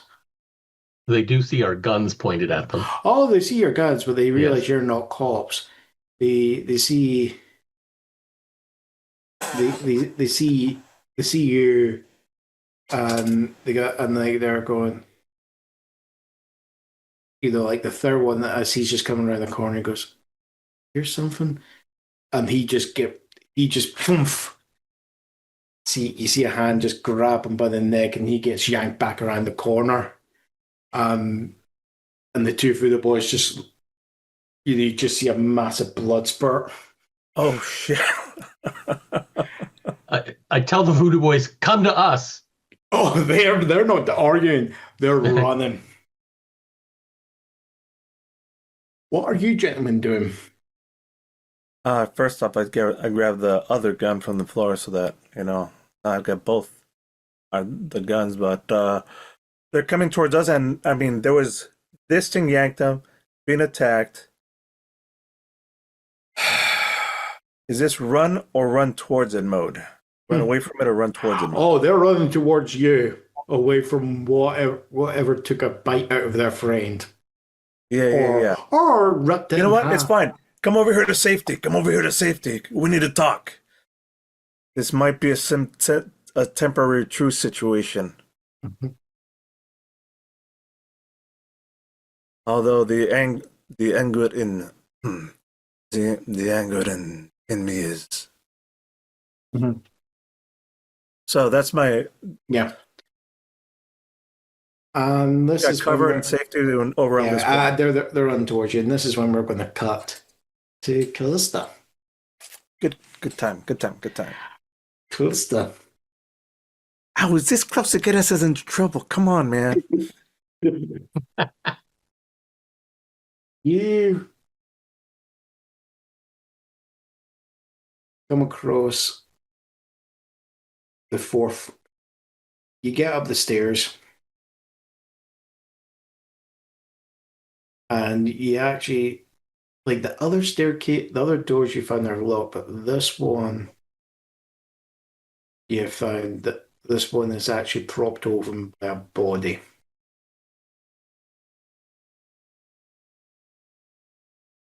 I reached down and checked for the pulse. No pulse. So I and I peer my head in, look both ways.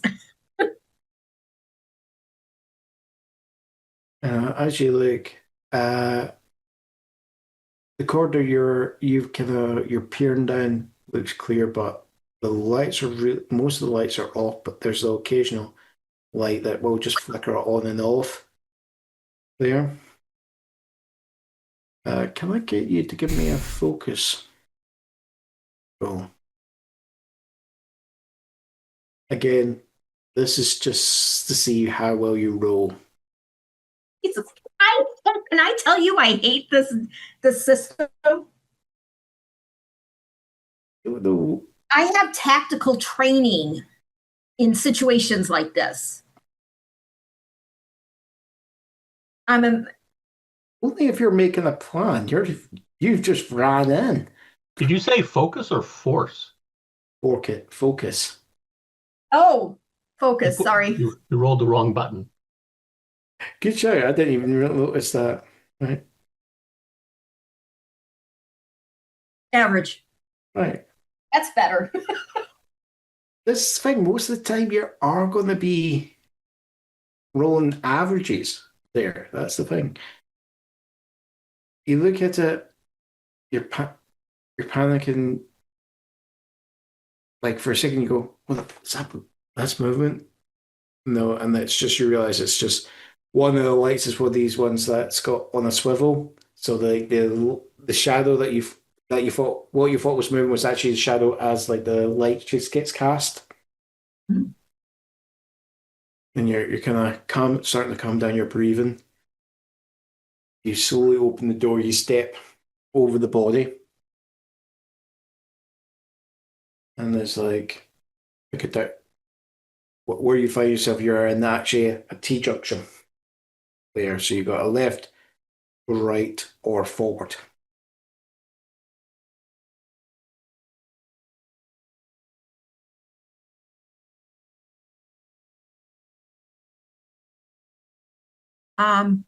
What do I see in each of the directions?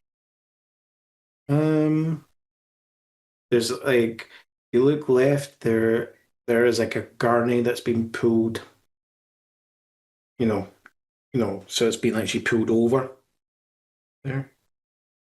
To the right, there's like a very short corridor, only goes out for like 10 more feet, and then the door's closed there. Ahead of you, it looks like there might be the beginning of a nurse's station. Just on the left, just about 10 feet, 10 feet, because you've got a wall, and then what you've got is a bit of a counter there.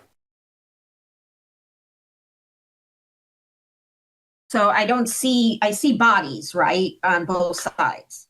You see, so as you look,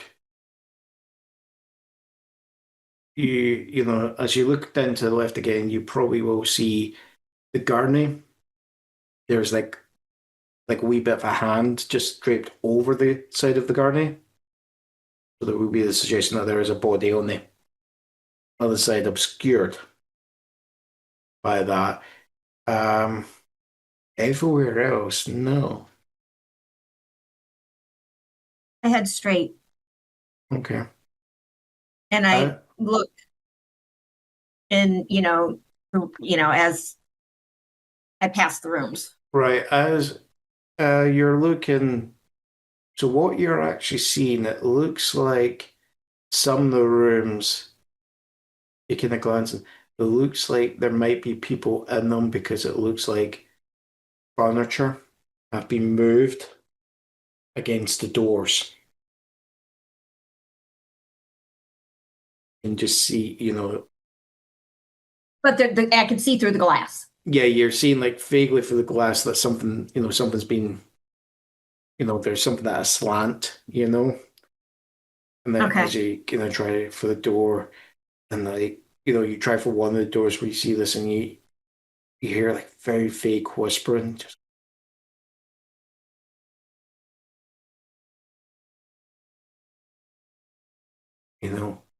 I go to the next room. I don't want to disturb them because they're still active shooters. Yeah. So I'm keeping them safe by leaving them there. Yeah. It's as you move on. It's kind of similar with the next door on the right. It's as you're kind of like sweeping, you actually notice, behind the counter is a nurse, and there is actually what appears to be, a slight blood pool, lying on the floor, but you can actually see, their chest slowly but surely rising there, and you can see what looks like there's actually like remains of gauze and all that, so it looks like something had actually seen to them.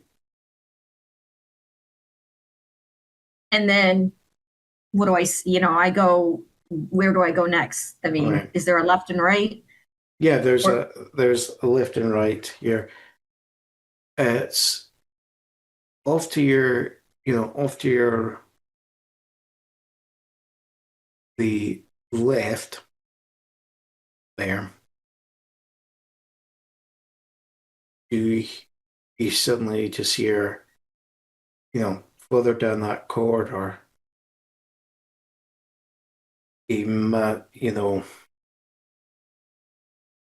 scream of "Stay away from me!" Hi, is it Griggs? Nope, it's not a voice you recognize. Okay. I'm looking for Griggs, but because I hear that, of course, Mm. I go in that direction. So you, We as I go. oh yeah. You come to, so you find the voice, and you find in this room, as the lights are kind of flickering on and off here, what appears to be a hunched over man with one hand on a cane there. There's another who appears to be a patient backing off into the corner of the room, just going, don't hurt me. Please, don't hurt me. I've done nothing to deserve this. Colin, what is your next line that you're saying to dear Samuel? Colin, oh, it looked like you were frozen for a minute. Mhm.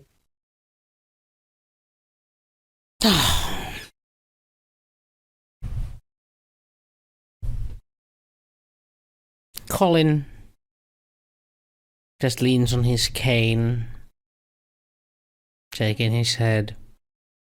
Youth these days.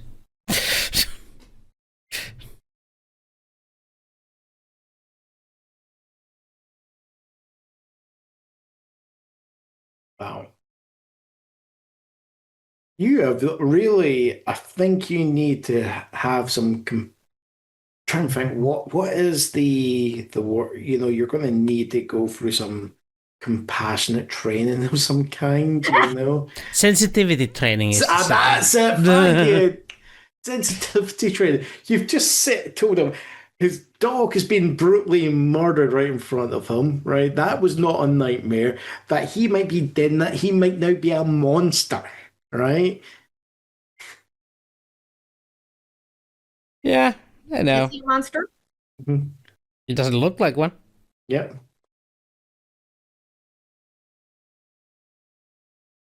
Speaking of which, what time of day is it right now? So You know what?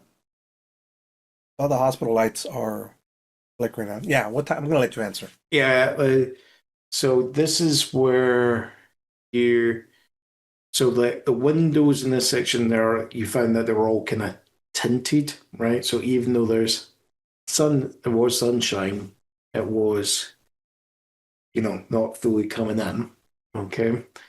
By the time you gentlemen had arrived, I would say it's maybe like 5-ish there.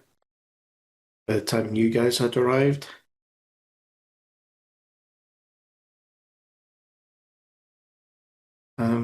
What's the date, by the way? It's 2020.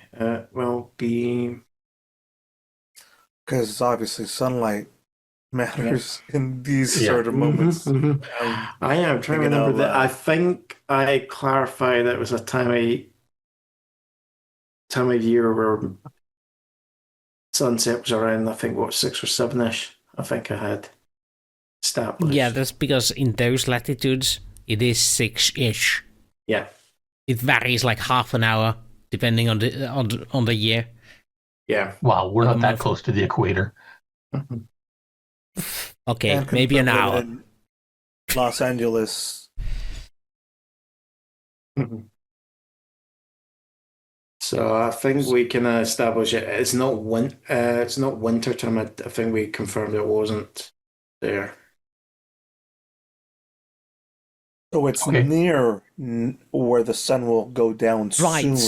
so yeah. The sun is still slightly out. So it's the 10th of May. The sunrise in New Orleans is 6:10 in the morning. Right. And with sunset, that's what we're looking for. Yeah. 1943. Almost 8 o'clock. 7:38. 7:43. So yeah. Because it's summertime right now. That's why. Yeah. Okay. That would explain the tourist time. Sure. Right, yeah. Okay. So no. Remember Mardi Gras. Hello. Who? Fat Tuesday. Followed by Puke Wednesday. Yep. Or Cleanse Wednesday, as we like to call it. So no, Recover Thursday. Moving on. No. So we are just when you're looking at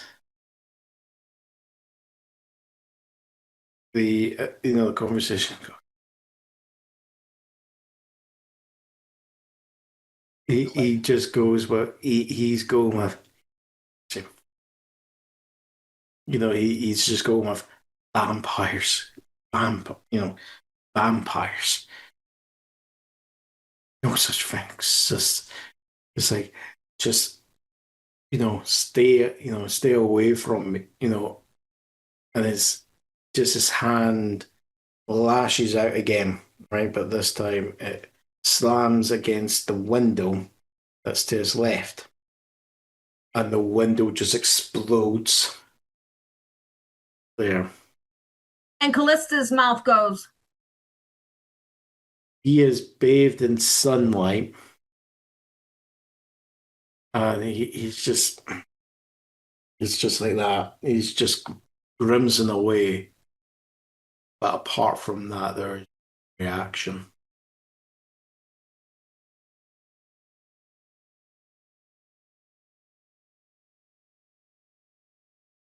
Yeah. Doesn't turn on fire? Nope. He had unplugged himself from the machine. That's why it went beep.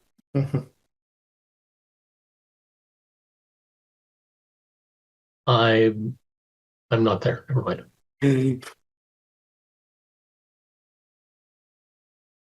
So, Colin, are you going to keep making accusations? Are you going to stake this guy?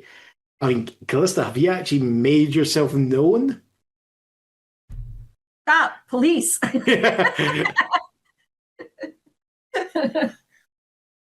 Detective. Welcome. Do you know me? I don't think we've ever met. You have? When? Oh. And here I thought my memory was going. My memory was going. I'm old. It wasn't in the warehouse? What? Yes. Outside, you arrested all of us. But I do assume the smoke did give a different picture of my countenance.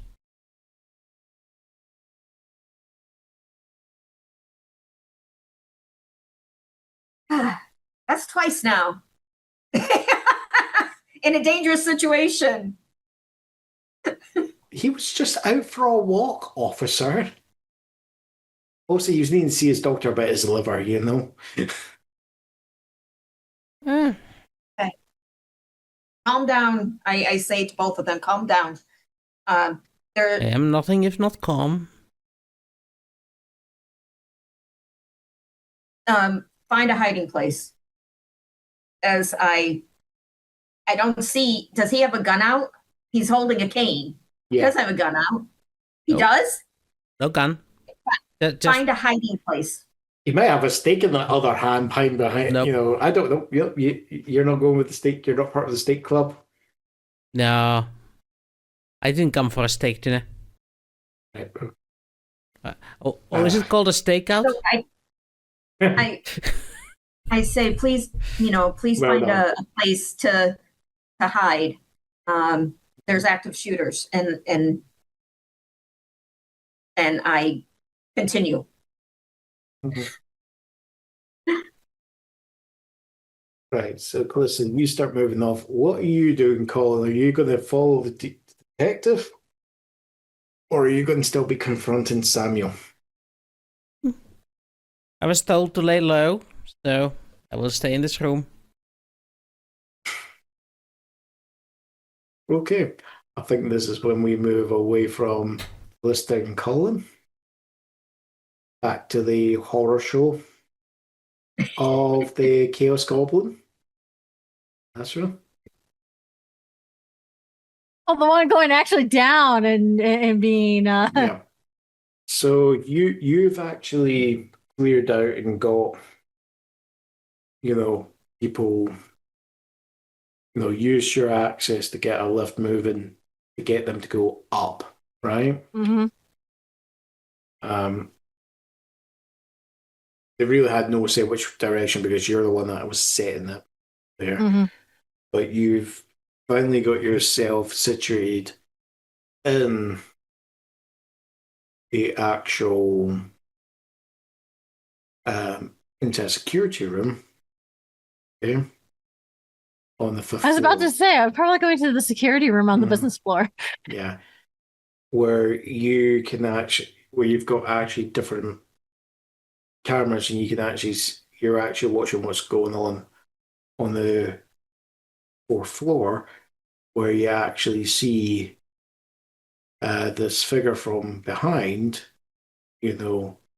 that's just walking naked, and they've got hair that comes down to the back, the small of their back. Just slowly, just surely, just walk up behind three individuals there, and you see the camera then cuts to another angle where basically those, those three gentlemen are coming around the corner, and then one of them, as they're coming around the corner, something grabs them and yanks them back there. And it's literally as you cut to another camera, you actually see the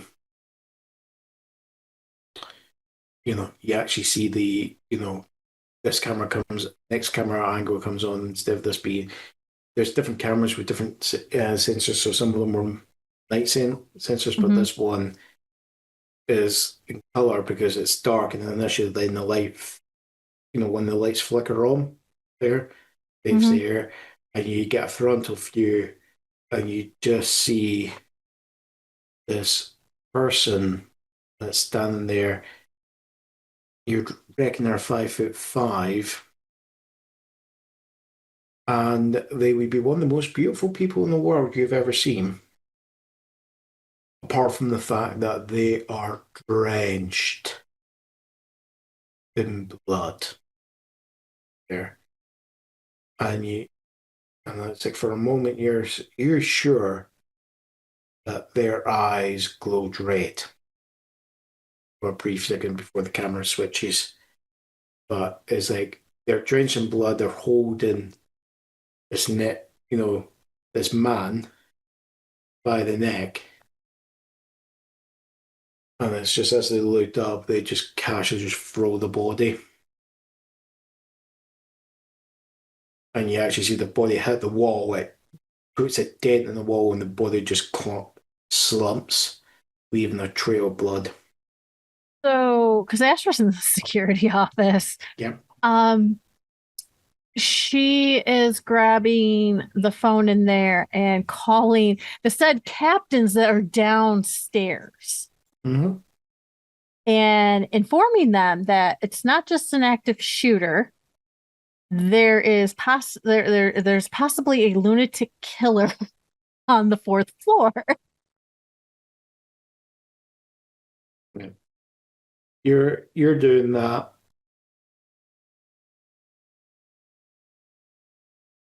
You see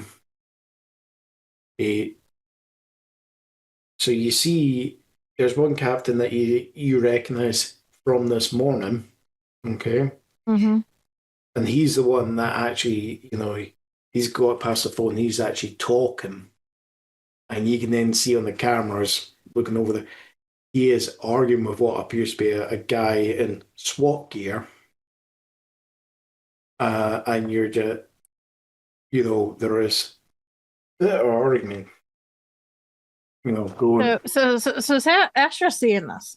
Oh yeah, you're She seeing. doesn't care. She's taking the one phone that's right Yeah. next to her, Yeah. which is one desk. She's taking the phone from the other desk. Yep. She's called both of them. Yep.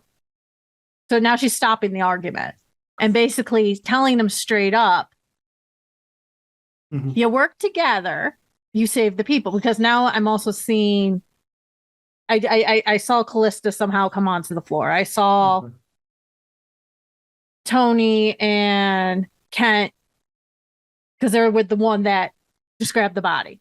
Yep. And I did see Colin go in the same room where Calista is.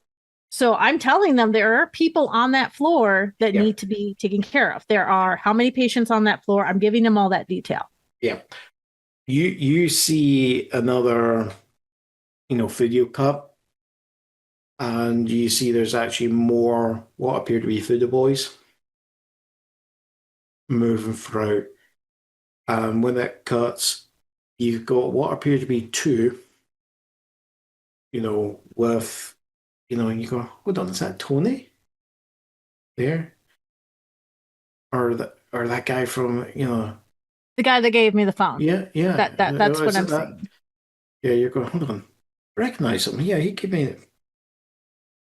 You get, there's like two that, along with another guy, they're kind of seem to be backing up around the corner, right? You then see another group of Foodie Boys, three of them, in another corner, and then another three.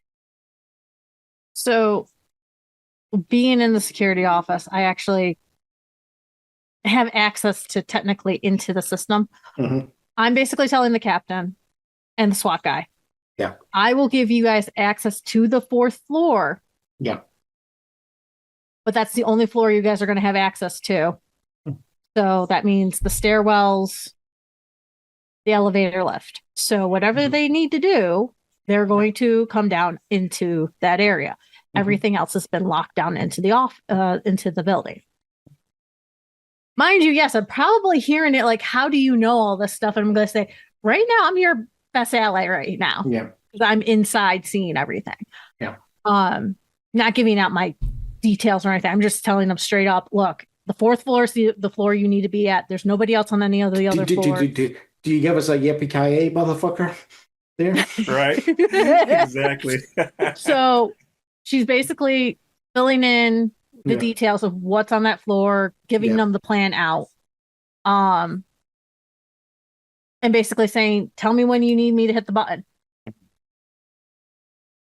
So you actually see this, and then you see the SWAT captain, go to the radio. So you basically, so when you're looking at the 2nd floor, you see that basically the SWAT team have actually, with quite a bit of work, pried open the door despite the security. And they were starting to sweep. You see them like kind of back up and make quick time to the door, exfil that, to then quickly head up to the 4th floor. You then realize that they don't need your help because they've then come across the door where there's the body, and you then get the captain saying, like, I've just been told there's actually a boy that was propping open the door. Are you able to close it behind them? Yeah. So those guys go in, 6 of them there.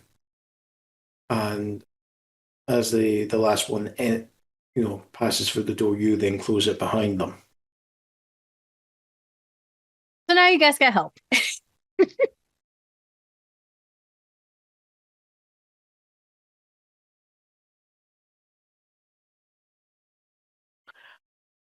And I think this is where I'm going to leave it for tonight.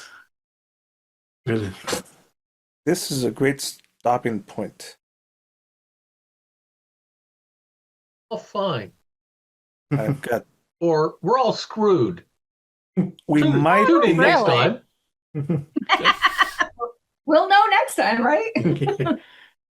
Just for my intent is to interrogate them for information, so this way you could drop some more lore and info.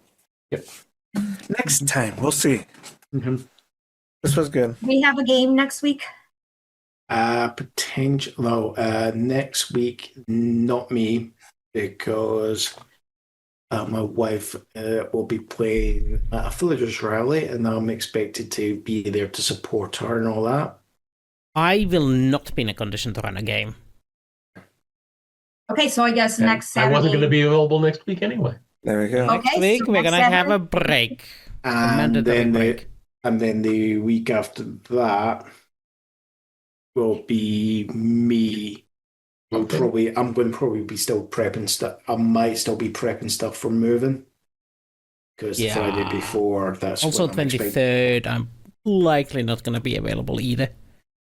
So, Probably next 2 weeks I'm going to be. we're going to have 2 weeks of break. I put it in my day timer. Okay. So, Well, I'm going to remove it from my day timer, or just basically take it out of my Outlook Calendar. reminders. Right. I'm doing. I have it on my phone, but I also have a day timer on my desk that I log everything. You know I'll what I just tell work on. Chi-Chi to remind me. Delete occurrence. Chi-Chi, remind me. Delete. Appointment. as you wish, Captain.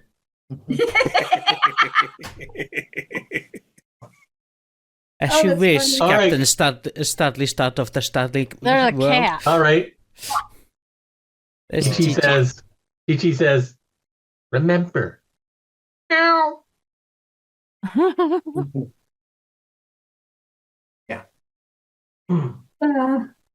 That's funny. By the way, through the whole entire episode, I've been getting goosebump chills every so often as you've been explaining this. Mm-hmm. Good. That's not good. No, it's not. I must be I'm- emotionally dead. I mean, I recently did have horrors at the hospital, but this is very different. Yeah. The beeping, I was like, oh yeah, the beeping kind of triggered. Ah. The only thing that triggered me was the fucking beeping. Like, oh god damn it, that's right, the beeping in the middle of the night. It's I me. can't sleep at a hospital. I cannot sleep. They always come in and bug you. No, they know exactly when to bug you. That's why you sleep all day too. You sleep every 3 hours. Every 3 hours, you get woken Every up 3 and you hours. just drag that out throughout the day. Every I don't know, about 45 minutes when I was in the hospital in February, it would do my blood pressure check, and then the machine would start beeping. Oh, what does that mean? Oh, my blood pressure is too low, or my pulse is too low, or my blood pressure is too high, or I don't know, something's beeping. Oh, it was always the machine. The bag is starting to. Oh, that was the worst. The fucking IV is running out. The machine would beep because IV is running out, or it would get clogged. And nurse, do the thing so that it stops beeping, please. All right. I don't give a shit if I'm not in pain. I'd rather not hear that beeping go off again. I beep, therefore I am. No, that's not it. All right. For Well, me, next time. I always think of like horror films is like the bit I find funny is like when you don't see what's happened. It's you see the end result, right? Or you do see it, but it's in a position where you're kind of powerless in some way to affect the outcome. Yeah. I like me some horror. It's like, don't get me wrong, it's like is like it's a weird one. That it's like a lot of horror films I generally don't like because they end up just being gore fest. But I actually don't mind it when it's vampires because it makes sense. You know, I went the other way around. As a teen, I loved the Gore Fest. Loved it. Mm. And I hated the actual suspense, the scary like ghost stories. But now as an adult, I'm like, no, I want that scary suspense. I can't. I'll And be I'm honest. like, yeah, it's gore, whatever. I'm used It's to it. like, yeah, gore doesn't really do. It's just, ooh, you know, like Yeah. the original Alien. I've That's never good suspense. Great suspense. I've never watched that fully. Like Aliens, Alien 3, Alien 4, all the other Aliens, I have watched them all the way through, right? The new like Alien, I've always been like, I've been like watching it on TV. I'll be going, right, I need to move to another channel. I am just getting freaked out. You know, one of the things that might be causing it is because it's filmed to make you feel claustrophobic. Oh, the there's entire- just The entire thing, you feel claustrophobic, like you're stuck in this cabin of the spaceship. It really makes you feel that. Oh like yeah, there's nowhere to escape to, and you're And there. I will be doing that. I will be holding a pillow or a cushion, and I'll be going, nope, nope, this is too much. Okay. Honest God, I've watched all the other Alien films, and I'm like, oh, that's nothing. It's like there's a wee bit of tension. I just don't know what it is. Listen here, I'm not. Alien is a scary movie. Aliens is an action flick. Well, Aliens has got a wee bit of tension, but the tension is an action tension. It is an action movie. But hey, I can't blame you for anything. For 20 years, I was afraid to watch a Garfield cartoon because it had ghosts in it. Okay. So, Like, for some odd reason, that just tickled my primal fear. Ghosts, the unnatural, the actual supernatural in real life would be freaky. Mm-hmm. Yeah, like, it was literally a Garfield Halloween cartoon about pirates. Ghost pirates. Ghost pirate cat. Those could be scary as a kid. And I was like, how I saw it in my 30s or something, and I was like, how the fuck was I scared of this? Well, it happens, you know. There's certain movies that when I was a kid I couldn't watch. And it had to do with people coming back from the dead for revenge tropes. But So like the Wraith and all that. Or... No, I loved the Wraith. All right. That one, because that one was fine. But there was one where it was an accidental death, but they put her in a car and submerged the car, and then she comes back and starts killing all the people. Oh, that freaked me out. I mean, I was like, oh, I can't watch this. So Go to something else. very first movie that actually really scared me, because I love Hellraiser. I'm a Hellraiser fan. The one that first scared me was 13 Ghosts. Oh yeah. Okay, I can see That one actually started to get me more scared of movies. So I'm more the psychological horror. So I can't fully watch The Babadook. I can't fully watch that without freaking out. Or Hereditary. Don't ever watch Hereditary. Hereditary. Don't ever watch Hereditary. That was another one. And then there was one that it's about a tape that was left at a house. I can't remember. No, Ring? The Ring. No, not The Ring. Not The Ring. It was tape movie? It was a horror movie. The Blair Witch Project? Nope. It was it was the Ring definitely has tapes in it. Yeah, but the daughter Not that I've ever watched it. And then she became, I can't remember exactly, but any person that was in this house went psycho and they all perished. Oh, I know Huh. what movie you're talking about, but I can't remember the name. Exactly. I can't remember either. So another movie that falls on that line is Dead Silence and Oculus. Oculus, maybe, yeah. Mirrors. Mirrors is another one. I'm trying to remember. My I scary successfully one. say I have never watched any of those, and I have no intention of Except you watching play those. Dead by Daylight. Yes, I played My Dead by scary one Daylight. as That's a the only kid reason was, I know about The Ring and tapes is from Onryo in Dead by Daylight. Yeah, Yeah. I remember one. What was it? The Daniel Radcliffe remake of The Woman in Black. A Woman in Black. That was Yeah. quite good. That was good. And I think there's another Woman in Black too that came out. I found, so me and a friend, we actually went and saw that, and that's like that. It for me was horror, right? Because it played with it. It really played with it. You know, the one that really terrified me as a kid though, Jurassic Park. It's not the Velociraptors or anything like that, or the arm coming out or anything. It's the one that eats. It's the fan, the one that. Oh, Kills the yeah. fat guy. That thing freaks the fuck out of me. Because the guy from Seinfeld. Or was it Diptosaurus or something? Yeah, it's Yeah. Diplosaurus. Something like that. Yeah, those things freak the hell out of me. I hate it's just because the idea that they can spit, venom that blinds you and you then can't see it coming there,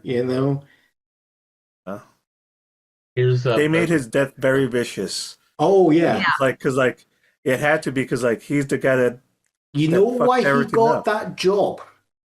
Like he got that role? Why? Because that actor who plays Neely was in Basic Instinct. Steven Spielberg saw, so he's one of the detectives that is interrogating Sharon Stone's character. And basically, Steven Spielberg is like, he is physically sweating at the idea, the way the cut's done. He's basically physically started breaking out into a sweat because a woman's flashed him her, what. What do you think's going to happen when a dinosaur comes after this guy? He's going to be the perfect terrified. And it's just those 2 seconds of, I don't know what to do here, It's like, just that reaction is like the way it comes off, as if something that can, that should be getting most guys, aroused, is actually the way the shot was done. He looked so terrified, and it is like surprise is like a surprise. Like, what do I do here? Yeah, I haven't seen that. I haven't seen that movie in 20 years. But that's how he got that role, because Steven Spielberg's Wow. going. If that's years? how he, 30 years. Oh, yeah. So That's what the it is. original Shining, the axe scene in it, they didn't tell the actress what was about to happen. Oh no! So that was what all... she got fucking put through. Is a horror film. Yeah. Right? Yes. They didn't Because tell her Stanley that was about to Kubrick- happen. Because Stanley Kubrick is basic. Don't get me wrong. I am not arguing that he knows how to make a film, but he is of the view that if there is going to be, if I want my act, but he is of the view, I would rather my actors be pissing themselves, because then that way I get a true visual reaction there. She had such a psychological. Oh, she had PTSD because of him. Mm-hmm. Yeah. She admitted to that. That was not cool. The Birds No, too he made her was. like I that. love Yeah. Hitchcock, but The Birds too was the same way. Where Yes. the girl, Melanie Griffith's mom, I forget her name. The girl from The Anyway. Birds. Anyways, he tortured her as well through live birds at her real scratches. She's got PTSD from that movie. Yeah. So After all this horror, I have a funny. Yeah. A man goes to a funeral and asks the widow, "Mind if I say a word?" She says, "Please do." The man clears his throat and says, "Bargain." The widow replies, "Thanks. That means a great deal." Oh God. That. The next one in line walks up to the widow and says, "Plethora." The widow replies, That means a lot. That means a lot. By the way, it's plethora. Yeah. I don't give a shit. Well, then you can Again. use a laxative. I think on that note, on that Yeah. uplifting note, what also means a lot is a big old soup of gumbo. Yep.